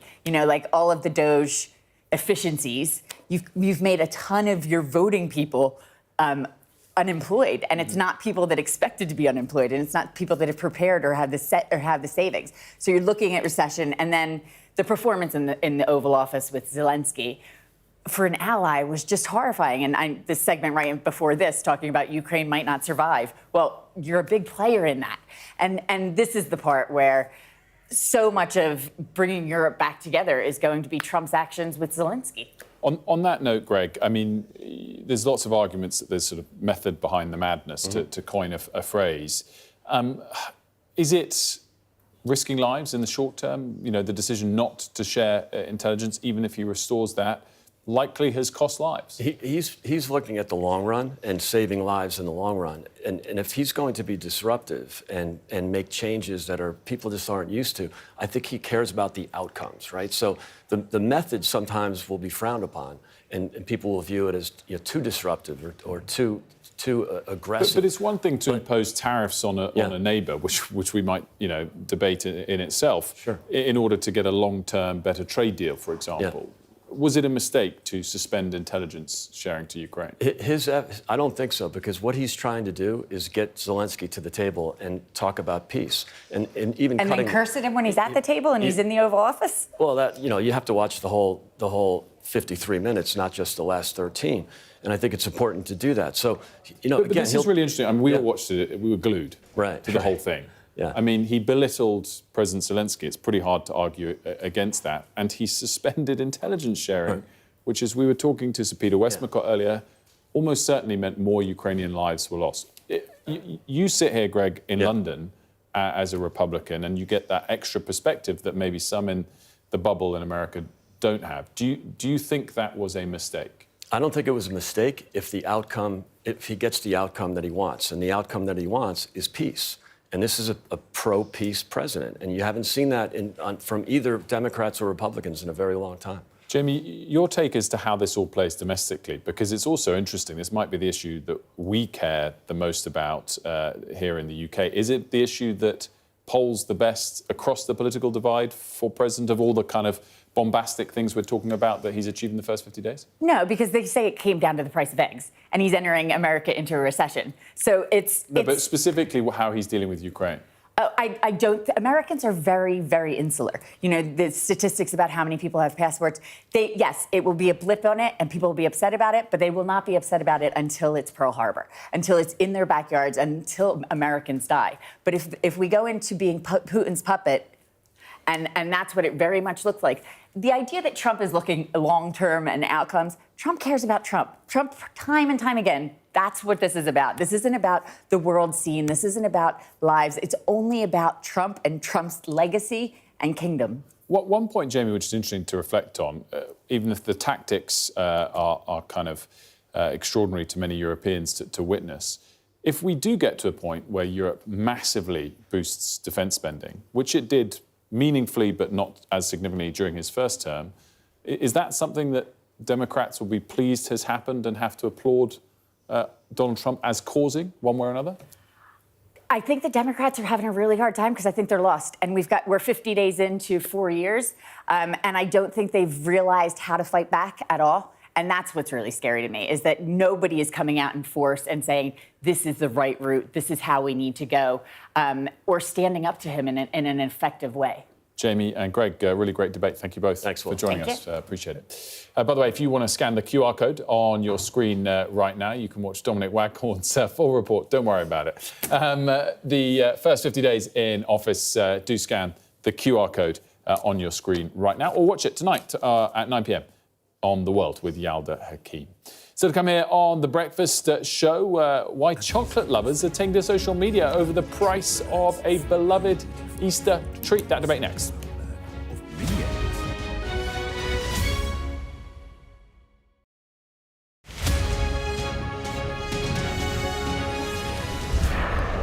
Once almost lost, these denizens of the deep are back. The problem for these whales is global warming. Water temperatures are rising. We're worried that the animals are actually starting to starve. Deadly and outdated. What do you think should happen to the nets? I would like to see them go. I'm Nicole Johnston, Sky's Asia correspondent, based here in Beijing. A towering monument to the China dream and its demise. From one end of this country to the other, China is littered with real estate that's falling apart. China is facing a tsunami of the elderly. We have to work as long as health allows, otherwise, no money. China is under pressure to pay for the pensions of 500 million retirees. I've reported on a wide range of stories from around the world. Mass protests forced the president to flee. The sight of the president's private swimming pool only reinforces to Sri Lankans the great divide here between rich and poor. Aid groups say Gaza is now the world's most dangerous place to be a child. The Israeli army has raided towns and villages all over the West Bank. These tunnels run all over Gaza. The Gaza Strip is ridden with them. A referendum designed to unite the country has only deepened its divide. Sydney's floodplains underwater again.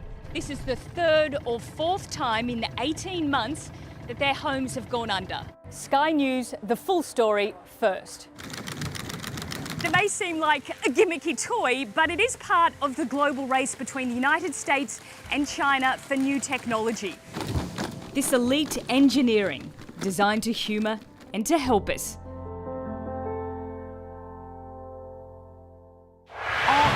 Gives you the very best of Sky News wherever you are. Breaking news, videos, analysis, up at 6%. Podcasts, watching us live. Joins us live all in one place and all at just the touch of a screen. The Sky News app. Get the full story first.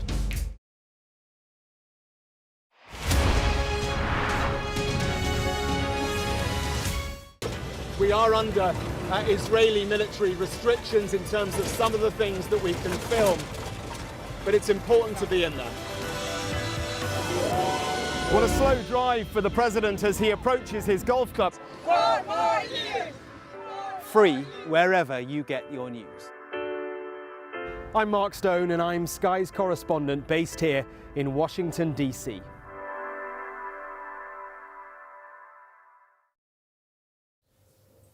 Not even the Easter Bunny is safe from the cost of living crisis. Well, the price of mini eggs has skyrocketed, with a 275-gram bag costing shoppers nearly £5.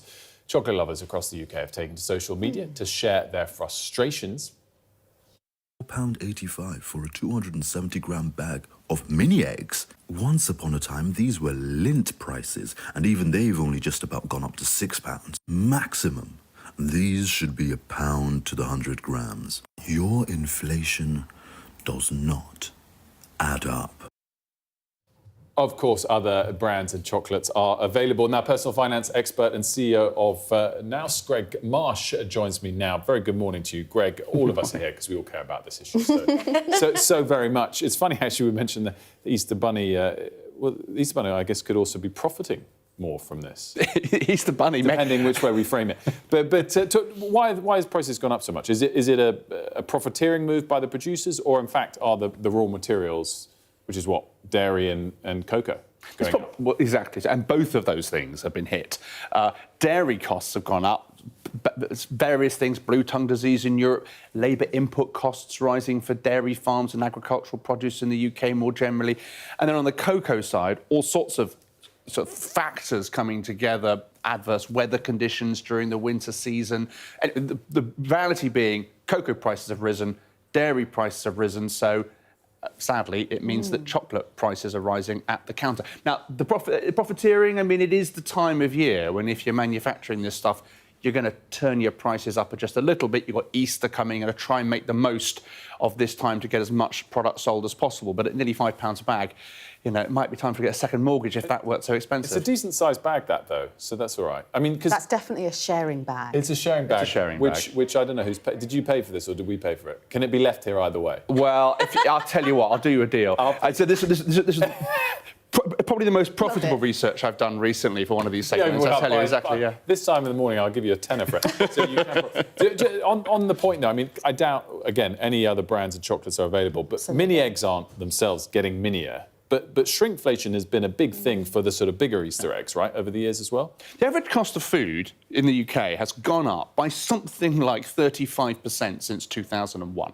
So what you're talking about is as shopping baskets haven't got smaller, people's needs to pay haven't got less, and actually incomes haven't risen anything like that much, suddenly there's just not enough money to go around. So what do producers do? They reduce the price of things, as we know. And it's an easy trick to play, and we all notice it here and there, but because everyone else is playing it, individual producers tend to get away with it, but it's a nasty trick. So what's the predictions then? Are we all going to just lose out as the years go by? Things will get smaller, the price will get higher, and no one's winning. We saw the frustrations there on TikTok. I mean, we all feel the frustrations. And I think what's behind this is, look, the inflation which we thought was under control in the latter part of last year is now rearing its head again. Food price inflation over 2% now in February, up from it's about the same level it was in September last year. Now, with those kinds of pressure, of course, what it does is it means that the Bank of England, who's under pressure to try to bring interest rates down, is going to struggle to do that. So, yeah, we're all going to end up suffering more. We're going to pay more for our mortgage, and we're going to pay more for our food, and we're going to feel a little bit less well off at the end of each month. Mari, big fan of piling into the Easter eggs at Easter time? We all do a little bit, don't we? I'm more of I like dark chocolate, so I try and get something kind of dark chocolate related, which is actually really difficult because all Easter eggs are always milk chocolate, and you can't find anything that's dark chocolate. When it is dark chocolate, it's not really dark chocolate, it's dark chocolate, but it's really a low percentage.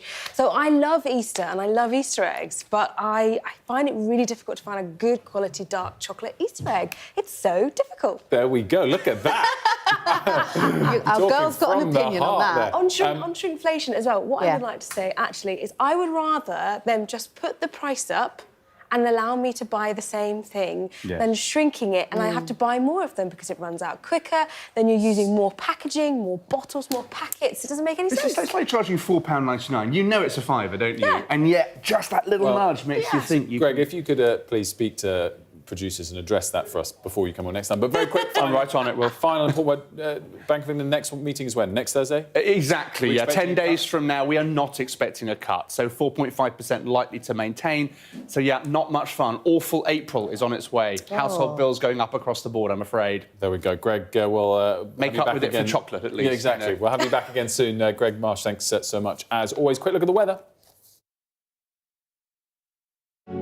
The ideal atmosphere, whatever the altitude. The weather, sponsored by Qatar Airways. It'll start to turn colder today as northerly wind sets in. It's mainly mild now, with frost limited to sheltered northern parts. Most places are fine, but eastern Britain is rather grey and murky, while northern Scotland is windy with outbreaks of rain and hail snow. It'll be cloudier and windier than recently this morning, but will stay mainly dry. Central and southern Scotland will see patchy light rain or drizzle moving in. However, northern Scotland can expect some sunshine and showers. The perfect climate, whatever the forecast. The weather, sponsored by Qatar Airways. Now, weeks after control of the James Bond franchise was handed over to Amazon, a former 007 has waded in on the debate about who should be the next Bond. Pierce Brosnan who is originally Irish-born, has in fact said the next Bond should be British, which interesting, of course, coming from him. But I think fair to say that I think he's seen by many as Brit. I think he was the greatest ever Bond. I really do.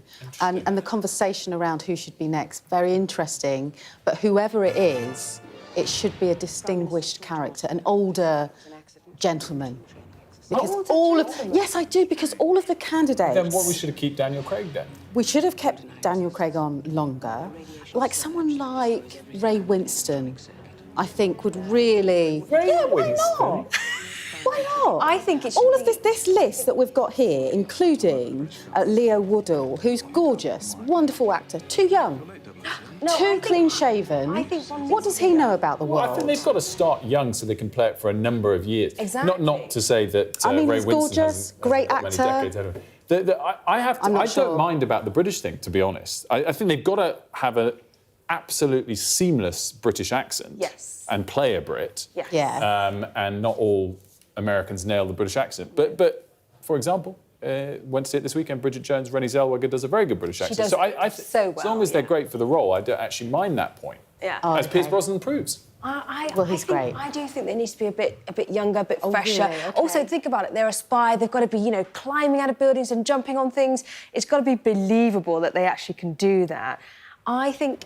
I always forget his name. You know the guy from Bridgerton? The really tall, mixed-race guy in the first series of Bridgerton. I will find his name.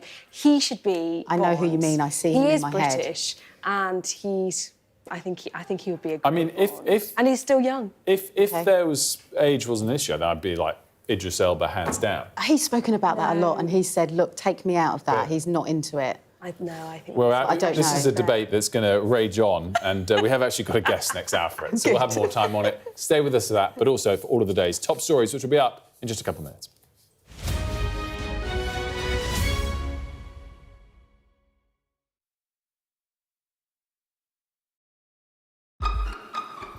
We've got your Sunday mornings covered. From the front page and the sounds of the streets to the voices of the people who make the major calls and big picture politics beyond Westminster. We'll put you at the heart of our story. I'm ready. Are you?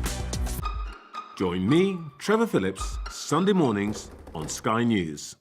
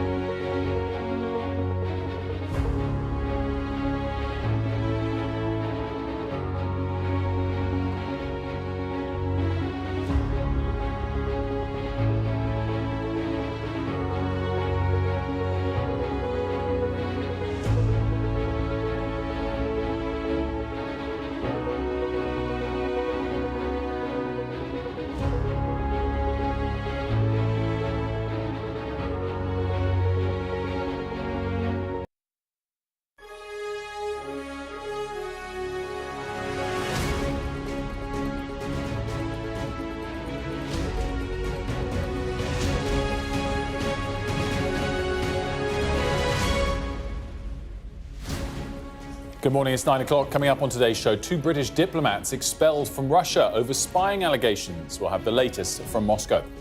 Plus, former Bank of England Governor Mark Carney is named as Canada's new Prime Minister and immediately takes a shot at Donald Trump. And who should play the next James Bond? Well, a former 007 star wades into the debate. It's Monday, the 10th of March. Your headlines. 2 British diplomats are kicked out by Russia after Moscow accuses them of being spies. In trade, as in hockey, Canada will win.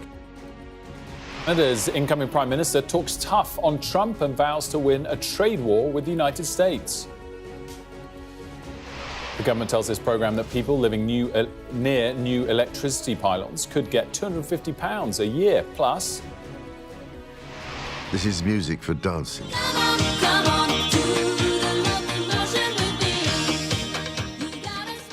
the King's Commonwealth Day playlist. He reveals he's a big Kylie fan.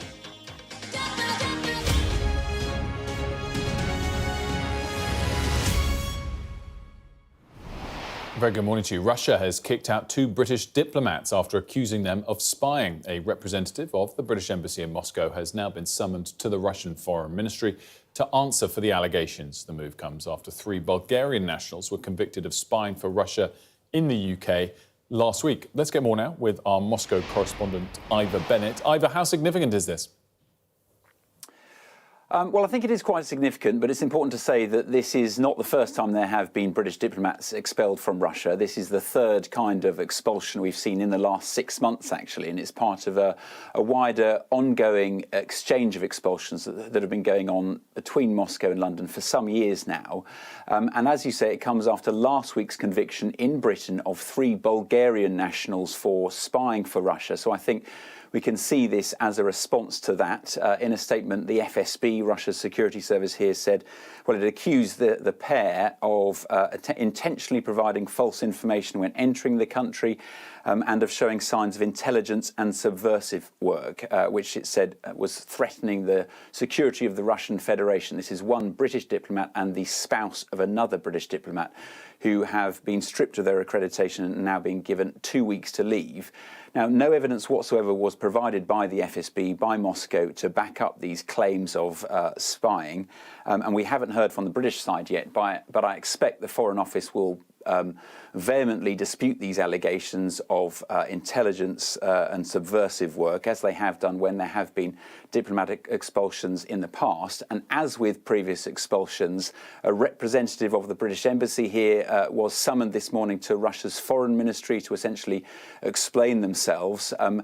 And it was designed, I think, to create a spectacle that the Russians like to make the most of here, because in footage posted on social media, it shows there were camera crews and television reporters from Russian state media waiting for this British diplomat to arrive. They were there when he left, questioning him.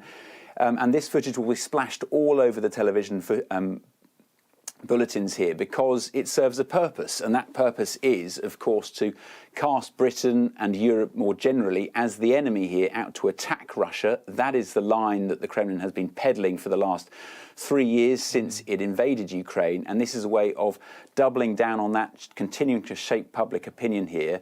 And also, of course, this comes after the recent apparent rapprochement between Russia and the United States, which essentially elevates Britain to public enemy number 1 here. And these latest expulsions, I think, and making a spectacle of them, really reinforces that idea in the Russian national psyche, I think. Now, as we've been discussing all morning, Ivor, obviously Marco Rubio is en route to Saudi Arabia. President Zelensky's also heading there, but that's specifically to meet MBS. Meanwhile, of course, MBS is hosting talks between the US and Russia to get along, take the next stage in these peace talks. Who is going for Russia? How significant are they? And how is it all being framed that these talks are taking place domestically? Well, we've just heard from Maria Zakharova, actually, who has disputed claims from in US media that more talks between Washington and or American officials and Russian officials will be taking place in Saudi Arabia this week. So we're not sure if that is definitely happening. Moscow is yet to confirm that this third, what would be the third meeting, will be happening. But safe to say that I think Russia couldn't be happier with the way things have been going in the last few weeks since this apparent rapprochement between Washington and Moscow, because without really doing anything at all, Russia appears to have got what they want. The US has paused intelligence sharing with Ukraine, essentially blindfolding them on the battlefield as they try to repel Russian attacks. They have paused military support to Ukraine. On the negotiating table, Donald Trump continues to be siding increasingly with Vladimir Putin, echoing the Kremlin talking points, saying that Volodymyr Zelensky is an illegitimate leader, saying that NATO membership for Ukraine would somehow be a provocation for Russia, and that Ukraine is somehow to blame for Moscow invading 3 years ago. It's really quite remarkable what has been happening, as I say, without Moscow apparently doing anything at all. All Russia and Vladimir Putin have essentially done is continue to flatter Donald Trump, pay him compliments, and it appears to be working. Ivor, great stuff as always. Thanks so much, Ivor Bennett in Moscow. Mari, of course, this meeting itself in Saudi Arabia, the Brits aren't a part of in any way, but behind the scenes, to what extent are they successfully influencing things? So we know that essentially the UK government has been preparing Ukraine and the Ukrainian officials for these meetings in Saudi Arabia this week. Sky News understands that Jonathan Powell, when he went to Ukraine, to Kyiv over the weekend, was briefing Zelensky about just this, to try and make sure that the Ukrainian team are not just briefed, but also prepared for kind of every eventuality, as it were, with discussions with US counterparts and US officials, and to make sure that as much as possible they can avoid another bust-up like we saw in the Oval Office. We also understand that the Prime Minister has been trying to persuade Donald Trump to allow intelligence sharing to resume once again. We know that the US paused that, as well as military aid, a few days ago, and it appears that the UK government feels that actually unfreezing the intelligence sharing is a lot more feasible and a lot more urgent than unfreezing the military aid, which has appeared to be a lot more thorny and tricky to persuade Trump to do so. And so really, actually, the UK has been working quite heavily over the past few days to make sure that the Ukrainian government is in the best position ahead of these negotiations. And when you spoke to Alice Norris, the government minister, earlier, he said just that. He said, we want the Ukraine to be in the best position for negotiations and peace talks, because that strengthens their hand and allows them to hopefully get a better deal at the end of it. But there has been a bit of a zigzagging, hasn't there, from Donald Trump, where on one hand he's saying that the intelligence sharing is almost unfrozen, on the other hand saying he doesn't even know if Ukraine is going to survive this war. And so there's a bit of a sporadic level of rhetoric going on where people are being kept on their toes, perhaps deliberately. But nonetheless, it is a slightly confusing picture coming out of Washington. Mark, great stuff as always. Thanks for that. Meanwhile, Dominic Waghorn able to join us now from Greenland, and Dominic's been doing a deeper dive into Trump's first 50 days, which we'll get to in just a second, Dominic. But I guess the news of the morning, which I'd love to get your reaction to, is the specific comments from Donald Trump as it relates to Ukraine in the last 24 hours. There was more of the same dismissive rhetoric that Ukraine might not survive. But importantly, are we now expecting intelligence sharing with Ukraine to be restored?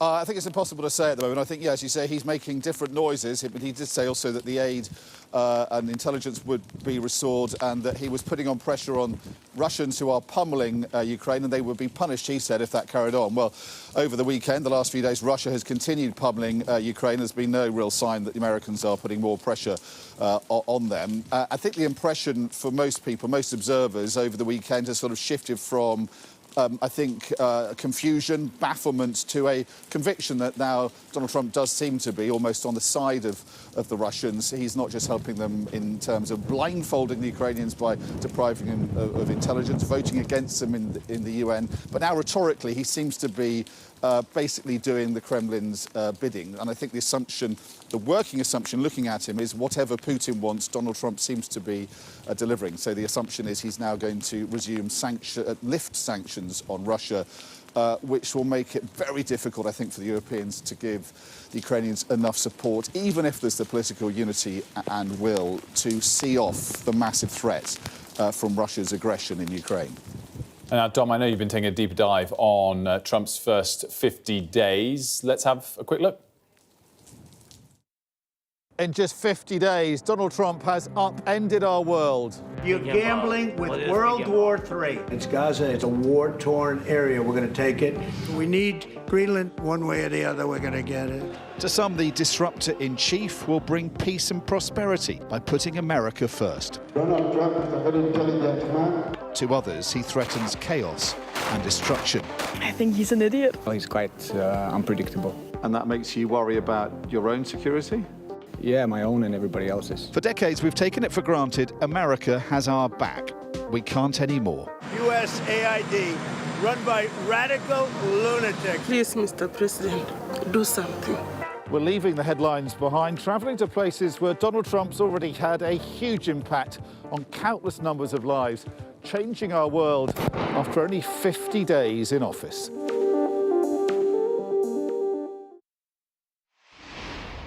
Dominic, I think my question to you specifically on Greenland, where we find you this morning, is the extent to which the people of Greenland, I guess Denmark too, are genuinely prepared or preparing for Trump's comments on Greenland to be very serious and real. Yeah, I think here, you know, the impression we've had, and I think the way it's been sort of reported around the world outside of Greenland, is it's a bit of a joke. Donald Trump saying he wants to acquire Greenland. People have kind of laughed about it. Here in Greenland, people are deadly serious about it. They think he's serious, and they're really angry about it. And there's a real sense of passion amongst Greenlanders who see him as interfering, but most of all, breaking one of the fundamental principles of international law, the idea of sovereignty. And as one woman said to us, you know, we thought that we shared values with an old friend and a neighbour, and we can't be sure of that now. And I think that kind of sums up the reaction we got from people around the world in this film we've made, and over the last 10 days we have got away from the headlines. We've tried to get away from the politicians we've been reporting about for days, get away from the meetings, the summits, the rows in the Oval Office, and see what impact Donald Trump is having on real people's lives. In Africa, the real concern is the way he's cut US aid so drastically. And we spoke to HIV-positive mothers there in the poor back streets of Nairobi who are terrified that their drugs are running out.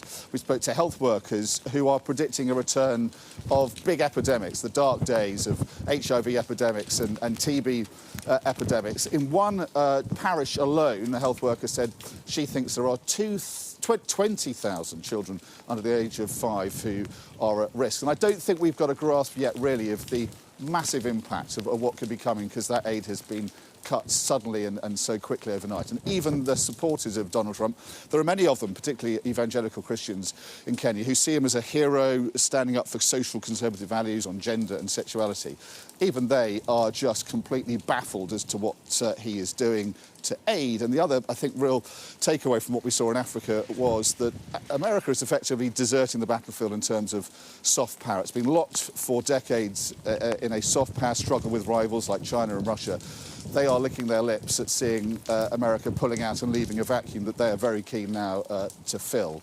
But yeah, I think the overriding impression we've had from Africa to Finland and here in Greenland is this sense that an old friend, an old ally, that has been a protector and a supporter and a friend for decades, because it believes what is good for others is good for America, has changed completely. It's a fundamental shift. America does seem to be now out for itself, and from what we've seen from people telling us about it, that is not good for the world, it's not good for America either. And the repercussions of that are already being felt, hugely drastic impact in the places we've been to. But I think we're just beginning to see the impact of this fundamental shift in the way America approaches the world and operates within it. Dominic, great stuff. Thanks so much for that, and well worth scanning the QR code on your screen right now to watch his Trump 50 film in full, or tune in tonight to The World with Yalda Hakim at 9 p.m. Meanwhile, time for all of the day's other top stories. Leah's got that for us. Thank you, Wilfred. The Prime Minister, Sir Keir Starmer, has congratulated Mark Carney on becoming Canada's new Prime Minister.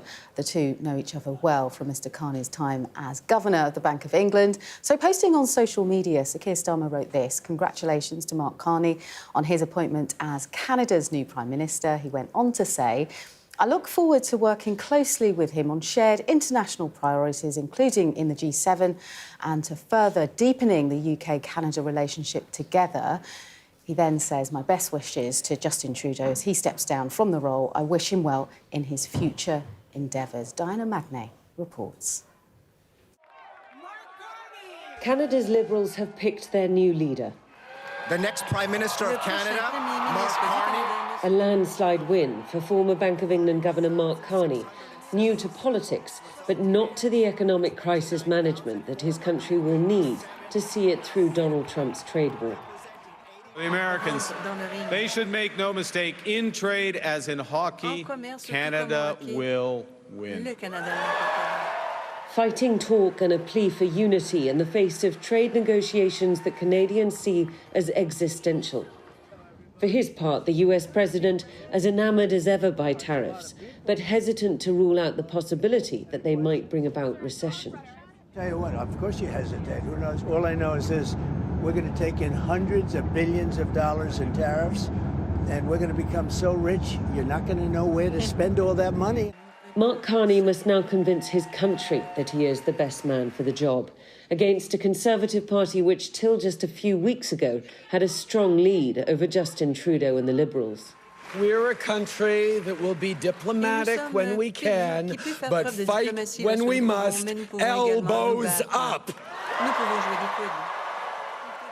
Trump's trade war has revived Liberal fortunes, rallying Canadians behind the flag as Donald Trump's trolling of Canada as the 51st state shows no sign of letting up.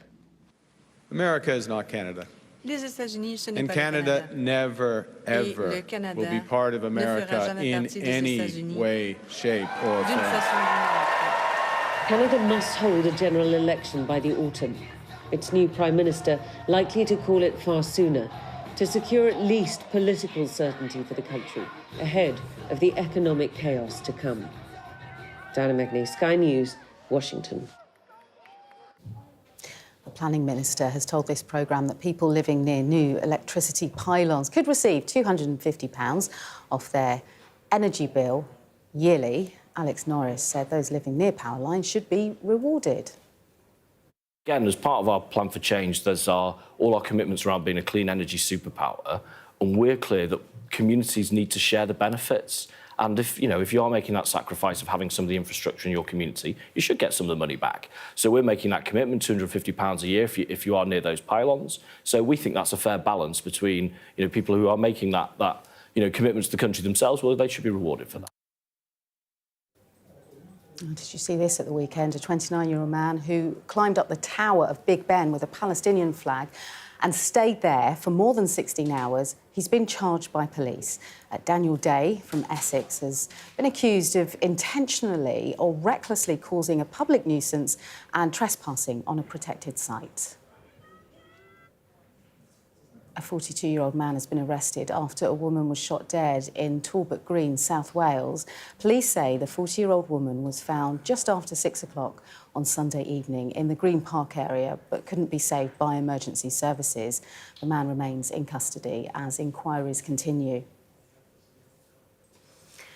Muchia the Whippet has been crowned top dog at this year's Crufts. The 4-year-old from Venice beat out more than 18,000 other dogs from around the world to claim Best in Show. She's the first Italian dog to win the award and the 4th Whippet.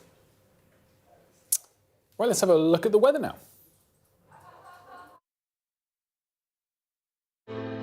Breathtaking views with clear skies ahead. The weather. Sponsored by Qatar Airways. Well, it'll start to turn colder today as a northerly wind sets in. It's mainly mild now, with frost limited to sheltered northern parts. Most places are fine, but eastern Britain is rather grey and murky, while northern Scotland is windy with outbreaks of rain and hill snow. It'll be cloudier and windier than recently this morning, but will stay mainly dry. Central and southern Scotland will see patchy light rain or a drizzle moving in. However, northern Scotland can expect some sunshine and showers. Breathtaking views with clear skies ahead. Qatar Airways sponsors the weather.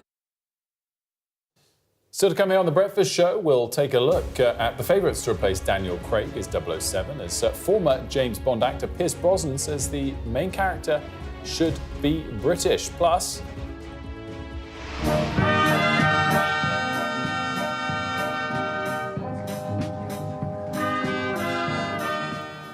and the head of state, formerly known as Prince, will tell you what's on King Charles's personal playlist.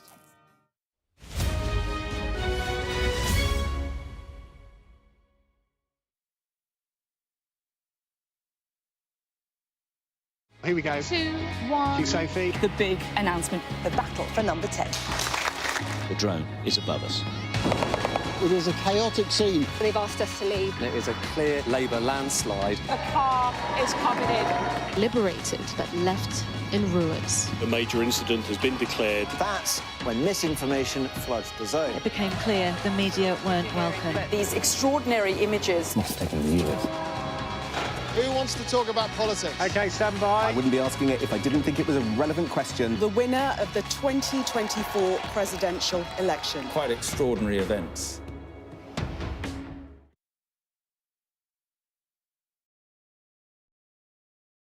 First Minister, how are you? Good morning. Good morning. Nice to see you. How are you feeling?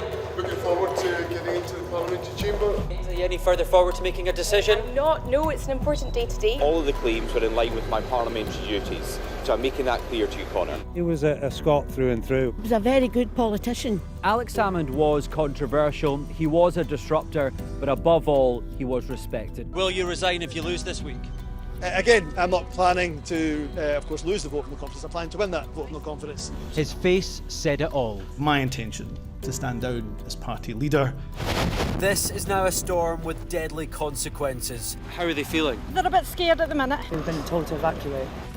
How are you feeling? Devastated. Hundreds of homes were wiped out by flooding.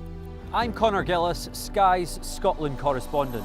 It was probably the darkest time in my life. Scott is 5 years sober after a cocaine addiction left him close to death. Scotland has a shameful record, worse than England, the worst in Europe. So why not just say you failed? Because then you might get more respect from families who've lost loved ones. This is where one of the UK's most prolific rapists thought he'd got away with murder. Sky News can reveal that former sex workers had told police he was sexually violent. My Emma. Free wherever you get your news. It's over, isn't it? The Americans say he is Rossi, a fraudster. This has been one of the most bizarre cases ever heard in a courtroom in this country. A dangerous murderer. Do you think you'll ever be able to forgive Andrew Ennis after this? She said she can forgive him, but as long as he's behind bars. By doing the right thing, it's destroyed your life. They terrorised me. They intimidated me. Sky News. The full story first.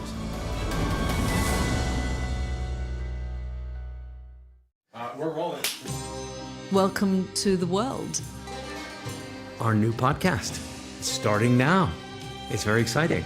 Every week, we'll be reporting from the world's trouble spots. We get to hold those in positions of power accountable, and we get to ask the questions that the audience, the listeners, want to know about. And that's why it is so important that people tune in, come along for the road, come along for the journey. It'll be fun. Sky News get the full story first. Is this now all your territory? Yeah. The battlefield is outside the barricades.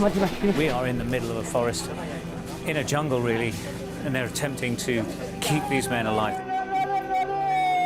I'm Stuart Ramsey, and I'm Sky's chief correspondent. It's really dangerous. Many people have died riding it.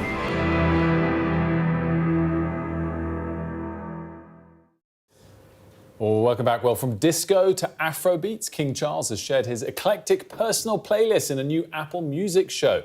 Recorded in Buckingham Palace, the King has spoken about encounters with some of the featured artists and revealed the impact music has had on his life. In other words, it brings us joy.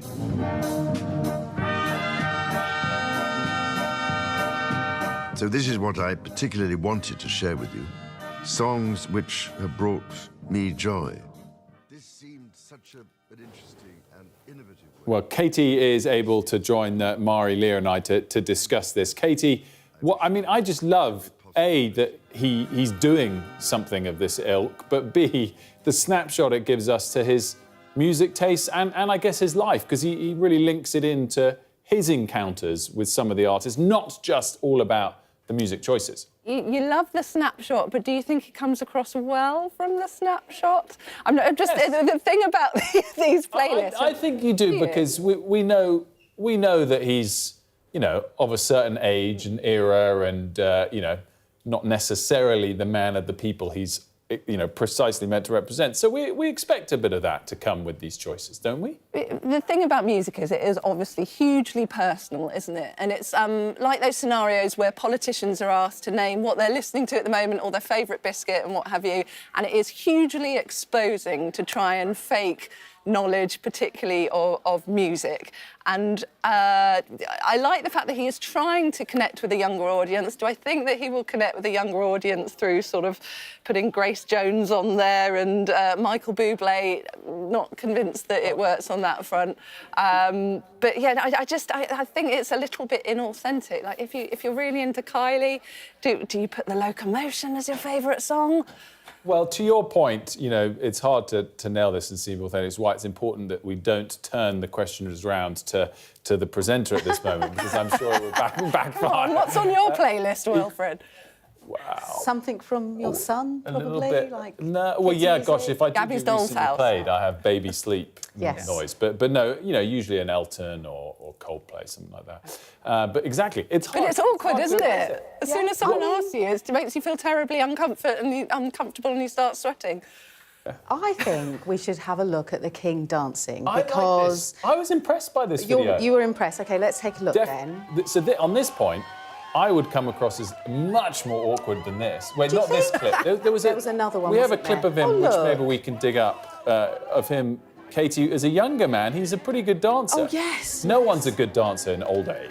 Well, that's dancing for you, isn't it? It's outrageous. No one's a good dancer in old age. Maybe I'm just speaking of myself. You definitely get worse, don't you? I don't know. I think, the older generation, they were actually taught to dance properly, so they can still dance properly.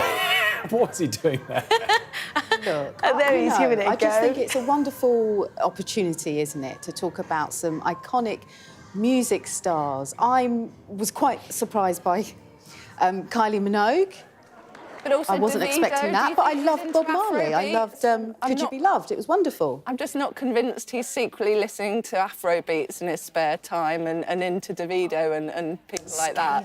Oh, well, come on. If he hadn't put anything in like that, we'd be criticising him for differences. The other one I liked in there, whilst we're looking for the little puns, is that the King likes the Queen, Beyoncé. Yes, who's not... It has to have a special mention at the bottom that it's and mention of non-Commonwealth artists. Let's get a little bit of a snapshot as we go to break. Kate Spencer, thank you very much, of Beyoncé.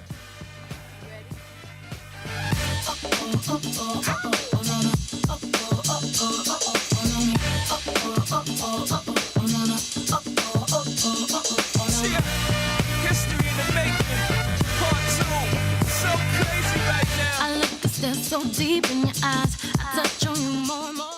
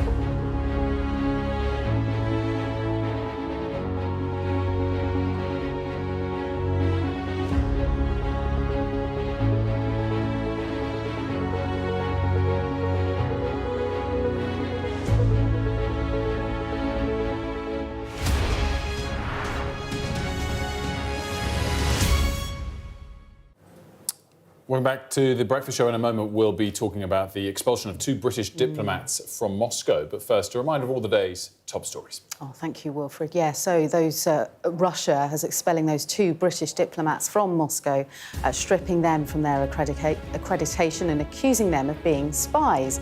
Last week, 3 Bulgarian nationals were convicted of spying for Russia in the UK. More on that later. US President Donald Trump has said that Ukraine may not survive the war against Russia, even if the support from the United States continues. It comes as Volodymyr Zelensky heads to Saudi Arabia to begin talks to potentially end the conflict with Russia. Prime Minister Keir Starmer has congratulated Mark Carney on becoming Canada's new Prime Minister. The two, who know each other quite well from Mr Carney's time as the Governor of the Bank of England, and he took to social media saying, "I look forward to working closely with him on shared international priorities, including in the G7, and then further deepening the UK-Canada relationship together." And Planning Minister Alex Norris has told this programme that the government will build 1.5 million homes by the end of this Parliament. He also said that the government was reforming the planning system to make building easier and would also offer £250 a year to people living next to new power lines. Thank you. More now on the news that Russia has stripped 2 British diplomats of their accreditation and ordered them to leave the country in the next 2 weeks after accusing them of spying. Let's bring in John Foreman, a former UK defence attaché to Moscow. Thanks so much for joining us on this. How significant is it? I think, Wilfred, it's part of a pattern. There's been almost a dozen expulsions over the last year or so. And I think it all dates back to really this current phase of expulsions to the defence attaché, my successor, being kicked out of Moscow a year ago. But actually, if we go back further, it goes back really to the 2018 Skripal expulsions, when both sides really took an axe to each other's embassies. So it's part of a pattern. I don't think it's going to be stopping at this latest expulsions. Do you think it was linked to the fact that 3 Bulgarian citizens were recently sentenced for spying in the UK for Russia? Yeah, I saw that framing. I mean, they were only sentenced on Friday. Convicted on Friday, haven't been sentenced yet. So I think these things in Russia tend to take a bit longer than the weekend. I think it's possible that it is part of the reason, but I think more likely is that it's part of A, that deterioration of relationship, and B, Britain being seen as an obstacle to, quote, peace, as we might call it. The Kremlin sees us as their implacable traditional mortal enemy. And now you're seeing America normalise its relations with Russia. Britain could be blamed as being the real obstacle to normalisation, peace, and its historic process of containing Russia over centuries. Without asking a sort of silly question, to what extent are these types of people that work in the embassy but aren't the ambassador themselves doing the press round, aren't they sort of spies? No, I mean, I think there's a phrase, isn't there, that a diplomat is a person who goes abroad and has to lie for their country. But actually, what the British Embassy in Moscow, for example, was there to do is to understand what's going on in Russia, speak to Russians, talk to colleagues, and then report back to London what's going on to inform policy, to make better policy. And it's a long-term Soviet and Russian strategy to degrade numbers of Western diplomats in Moscow, because they want to, A, crank the pressure up of those remaining. 2, they want to reduce the people travelling around the country and getting out to meet Russians. And I think this is part of that. So I think those remaining in the embassy now, numbers are dramatically down over the last decade or so. They're very much there to under the cosh, but that was the same before in the 1960s and 1970s. So really, you're seeing a return back to a normal pattern. I mean, I was accused of being a spy. I'm not a spy. I was in the Royal Navy for 40 years, but it's always easy for the Russians to accuse us all of spying, because I think that plays well in a domestic audience. Well, no, I mean, I get that, but I guess as you're saying, times are different to, say, the 90s, the 2000s, and most of or some of the 2000s and 10s. And I guess if we use you as an example, defence attaché in Moscow, you weren't there to help Russia, per se, and if relations between the two countries has changed as drastically as it has, I guess this isn't so surprising. No, I think the Russians will always accuse diplomats of being spies because of this sort of sense of paranoia. I mean, my example, I was there at a time after Skripal where there was no cooperation. with the British military and the Russian military. Some of our predecessors had reasonable cooperation and links with the Russian military. I didn't. And I was there really to find out what was going on, especially in the lead up to and after Russia's invasion of Ukraine. And they were also accusing us of being spies. But I think I took that as a compliment. But I think there's a fine line, isn't it, between spying, quote unquote, under the Russian gaze, and also just being there as an expert to help people back in London, defence ministers, the Prime Minister, the Chief of Defence Staff, understand Russian and inform their own decision-making. And that's what we saw around the invasion. And John, just finally, whilst we've got you, talk that intelligence sharing with Ukraine will be restored by the United States. How important is it that that does happen? Are you hearing anything different? I haven't heard anything different, but I think it's absolutely vital. You know, I accused Joe Biden of making Ukraine fight with one hand tied behind its back last year. And I think Trump has, by stopping arms, has manacled both hands and now put a blindfold on by stopping intelligence sharing. You know, the price of stopping intelligence sharing is paid in lives of Ukrainian soldiers and Ukrainian civilians. If the talks in Riyadh today and tomorrow go well, then I would expect that intelligence sharing to be opened up again. But it's absolutely vital for Ukraine to defend itself as a sovereign country. John Form, great stuff. Thanks so much for joining us. We appreciate it. Thank you. Now, turning to a segment that was already planned before today, a seamless transition from allegations about real-world spying to the UK's most famous fictional spy. Now, the former 007 actor Pierce Brosnan has said that it's a given that Daniel Craig's successor should be a Brit. Joining Mari Leo and I are the writer and James Bond scholar Mark O'Connell, who joins us now. Morning. I love the description, Mark. James Bond scholar. How do we qualify that? I don't know how I got that. Advocate. I'm not going to use the influencer word, but expert. We can go with expert. Yeah, very good. I like that. I mean, I feel like I've watched the movies enough times. I maybe can say big mega fan as well, but definitely not scholar. So what Pierce Brosnan said over the weekend? Well, he said, first off, there's a fun what-if rumour that it could be Pierce Brosnan. Like, why not? It could be a great bridging mechanism to have Pierce back as a sort of senior Bond looking back. But he's quite rightly said, it needs to be a new blood, it needs to be a new guy, and Amazon need to be creative and clever and get it right. So, yeah, I totally agree. It does, and he's right, it does need to be a Brit. It's part of the DNA of the character, it's part of the DNA of the films and their production. So, yeah, I'd stick with a Brit. So on that then, Mark, who should it be? Oh, I've got my list here. I'm trying not to go for the obvious ones. There is Aaron Taylor-Johnson, who crops up a lot. He's kind of the default rumour name. And he wouldn't be wrong. He's certainly in the right field for it. Keep an eye on him. He's done some good work. Bullet Train, he's almost like a mix of Roger Moore and Daniel Craig, so I'd recommend him. Another name that I think, and you've got to think, like, who's up and coming? Who do we know of but isn't quite, A-list yet? And there's an actor called George Mackay. He was the lead in 1917, and he's doing some fun, different work at the moment. I keep an eye on him. Likewise, Nicholas Hoult, who is that rare British actor in his early 30s who's actually cracked America. He's currently doing the rounds in, I think, Juror number 2, which is the Eastwood drama. Yeah, Nicholas Hoult, there's something about him, and he's got a little bit of American cachet, as I say. He's a Marvel name as well, as is Aaron Taylor-Johnson slightly. Another name, Taron Egerton, maybe just because I just enjoy his work. I think there's a bounce to his films. He's done The Kingsman, which is a sort of quasi council estate Bond, but I like the bounce of the character. Oliver Jackson Cohen. He's a British actor. He's currently in Towards Zero, the BBC Agatha Christie thing. He's just got the looks. He's, the camera likes him. That always helps. So he's definitely a name. And another name, perhaps lesser known, although he did play Bob Marley last year, and that's a guy called Kingsley Ben-Adir. He was one of the dancing Kens in the Barbie movie, and there's just something, he looks right. So that's sort of my rough bag of candidates for now. And also Henry Cavill, keep an eye on him. He's an Amazon property, and I just feel he might be on their radar now. I am totally with you with Henry Cavill. That is my number one, actually. But I want to ask you, what do you think are, let's say, the top 3 things that you're looking for in the most kind of iconic Bond actor, as it were? What are the top things that would seal the deal for you?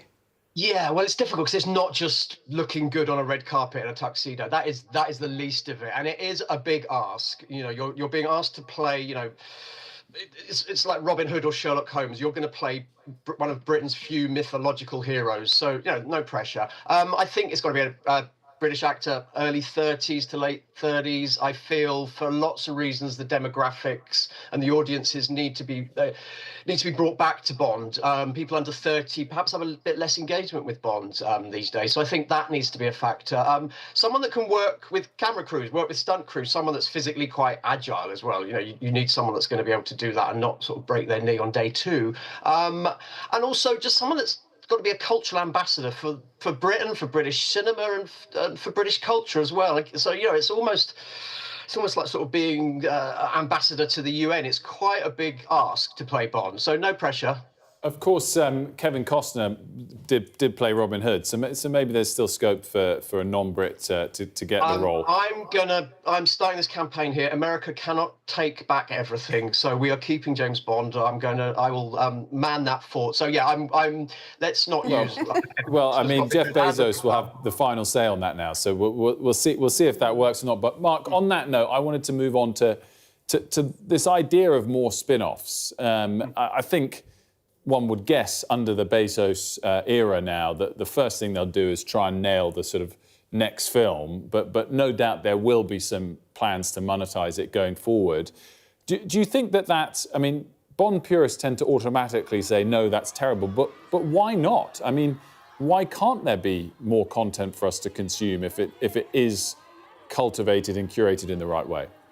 No, totally. I think at the moment, Star Wars particularly, and the Marvel franchises, they're being held up as they start with great films and, you know, important films that fandom latch onto and love, and then they start the spin-off TV things, which I think could happen with Bond. We'll have a film or two, theatrical, cinema, Amazon are very theatrical-minded, and then they might spin it off. And I think it's naive to A, think they could get it all wrong, and B, that it will just be, you know, Moneypenny Diaries and she'll be, you know, racing around London with a gun. I don't think that's going to happen. I'm looking at wider things like, you know, animations, tapping into the music, documentaries, looking at the history of Bond, the history of Fleming. We could, you know, whilst there's been ones before, we could have a Ian Fleming drama spin-off series. You know, he's certainly got enough stories in the box to use. So I'm not against it. And like you say, why not celebrate that world? And it is the world we live in. The pop culture world has expanded. And I think Amazon will be very mindful of that. Some of it might trip and fall, but what if some of it doesn't? I've got an idea. Yeah. Pierce Brosnan, older James Bond, comes out of hiding to run for Prime Minister because the world is less safe and he wants to boost defence spending. It's way too close to home. Okay, how are you going to get that in the lyrics song? But no, totally. I mean, there is some... Pierce Brosnan, last week, he was doing some Aston Martin PR thing and he was stood by his old car from Die Another Day, which is 20 years ago. And I was like, yeah, why not? We've had older Logan, you know, older Luke Skywalker, older Indiana Jones.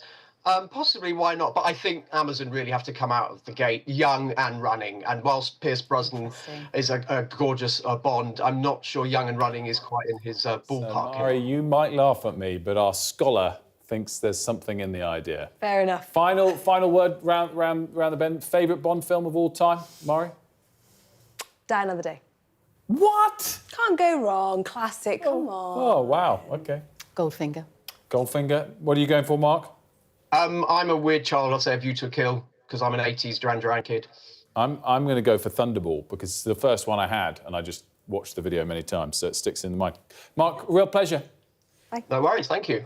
Thanks so much. That was good fun. After the break, we'll be talking about Canada's new Prime Minister, the former Bank of England Governor, Mark Carney. We'll speak to someone who knows him fairly well, who's probably sat in hundreds of his press conferences and interviewed him tens of times. Ed Conway will be with us.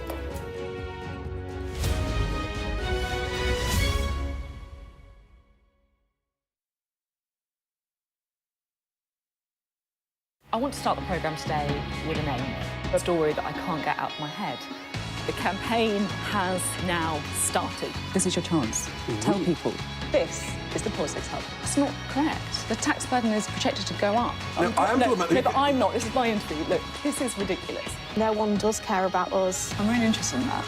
On the politics hub, we like to push the boundaries. He's got the majority. The question is, what is he going to do with it?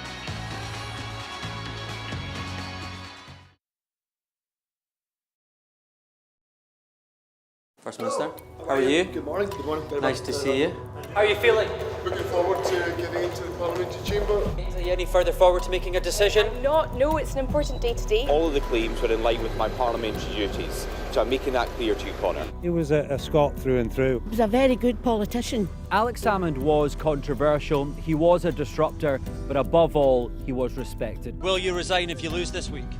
Again, I'm not planning to, of course, lose the vote of no confidence. I'm planning to win that vote of no confidence. His face said it all. My intention to stand down as party leader. This is now a storm with deadly consequences. How are they feeling? They're a bit scared at the minute. We've been told to evacuate. How are you feeling? Devastated. Hundreds of homes were wiped out by flooding. I'm Connor Gillis, Sky's Scotland correspondent. It was probably the darkest time in my life. Scott is 5 years sober after a cocaine addiction left him close to death. Scotland has a shameful record, worse than England, the worst in Europe. So why not just say you failed? Because then you might get more respect from families who've lost loved ones. This is where one of the UK's most prolific rapists thought he'd got away with murder. Sky News can reveal that former sex workers had told police he was sexually violent. My Emma. Free wherever you get your news. It's over, isn't it? The Americans say he is Rossi, a fraudster. This has been one of the most bizarre cases ever heard in a courtroom in this country. A dangerous murderer. Do you think you'll ever be able to forgive Andrew Innes after this? She said she can forgive him, but as long as he's behind bars. By doing the right thing, it's destroyed your life. They terrorised me. They intimidated me. Sky News. The full story first.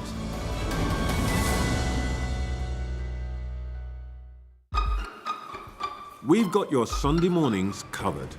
From the front page and the sounds of the streets to the voices of the people who make the major calls and big picture politics beyond Westminster. We'll put you at the heart of our story. I'm ready. Are you? Join me, Trevor Phillips, Sunday mornings on Sky News.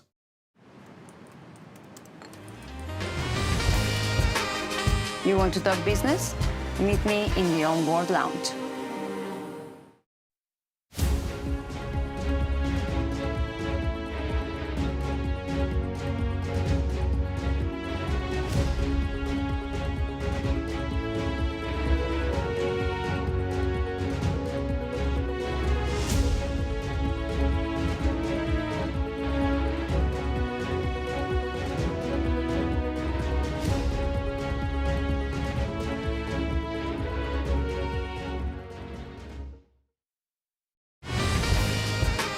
Fly Emirates, fly better.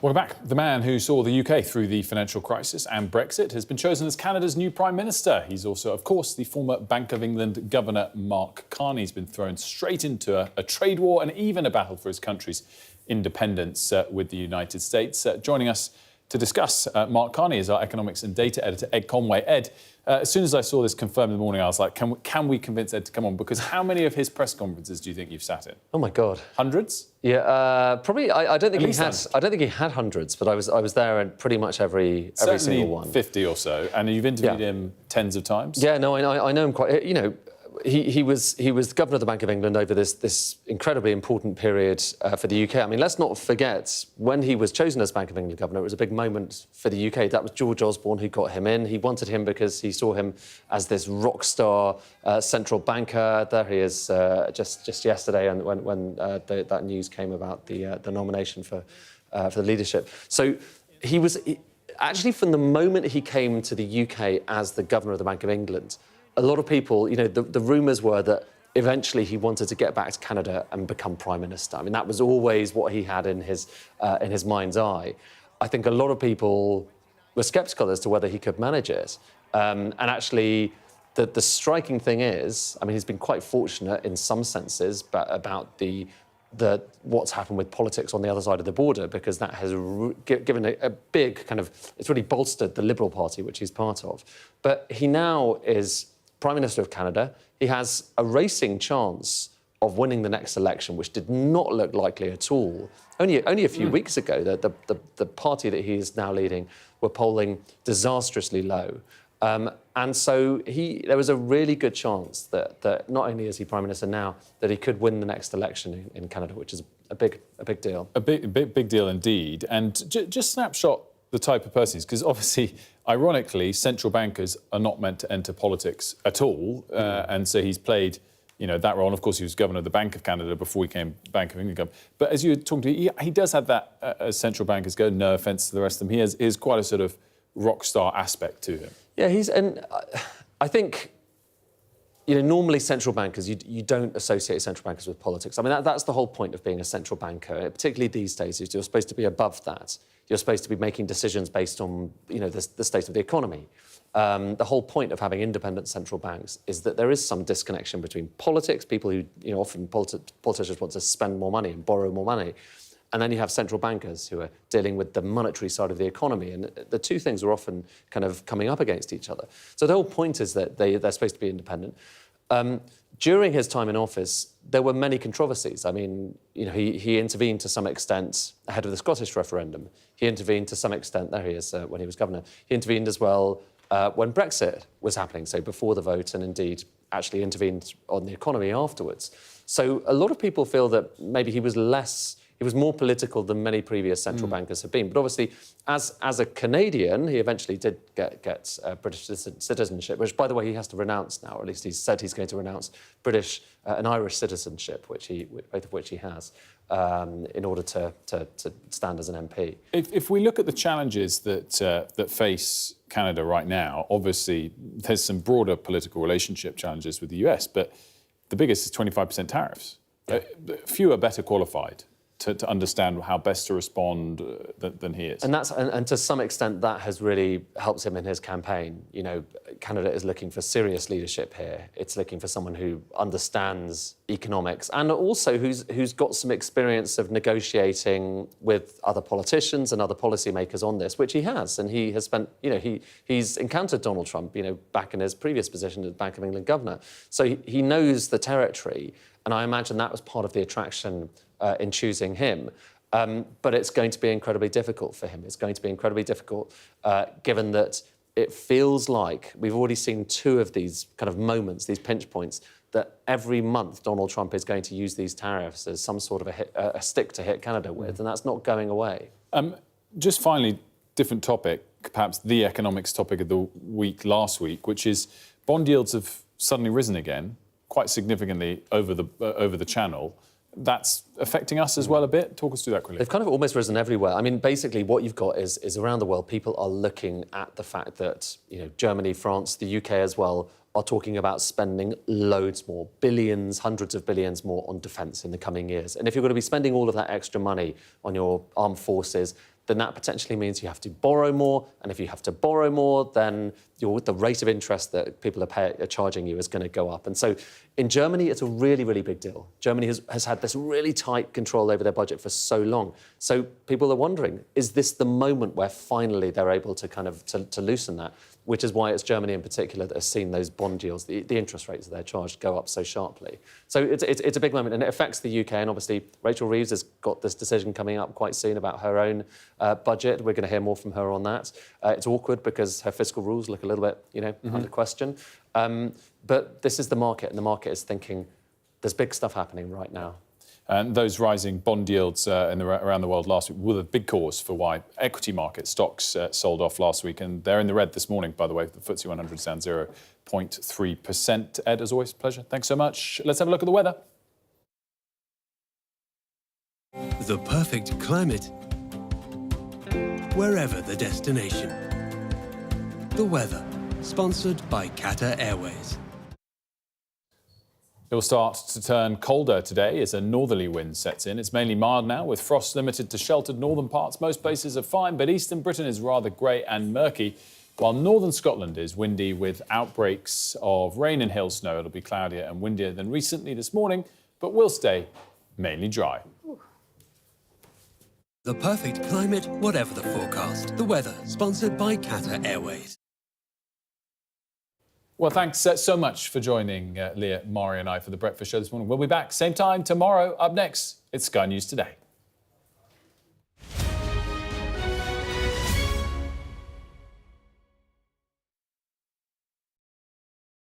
We're rolling.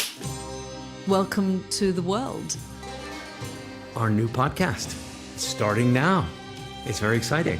Every week we'll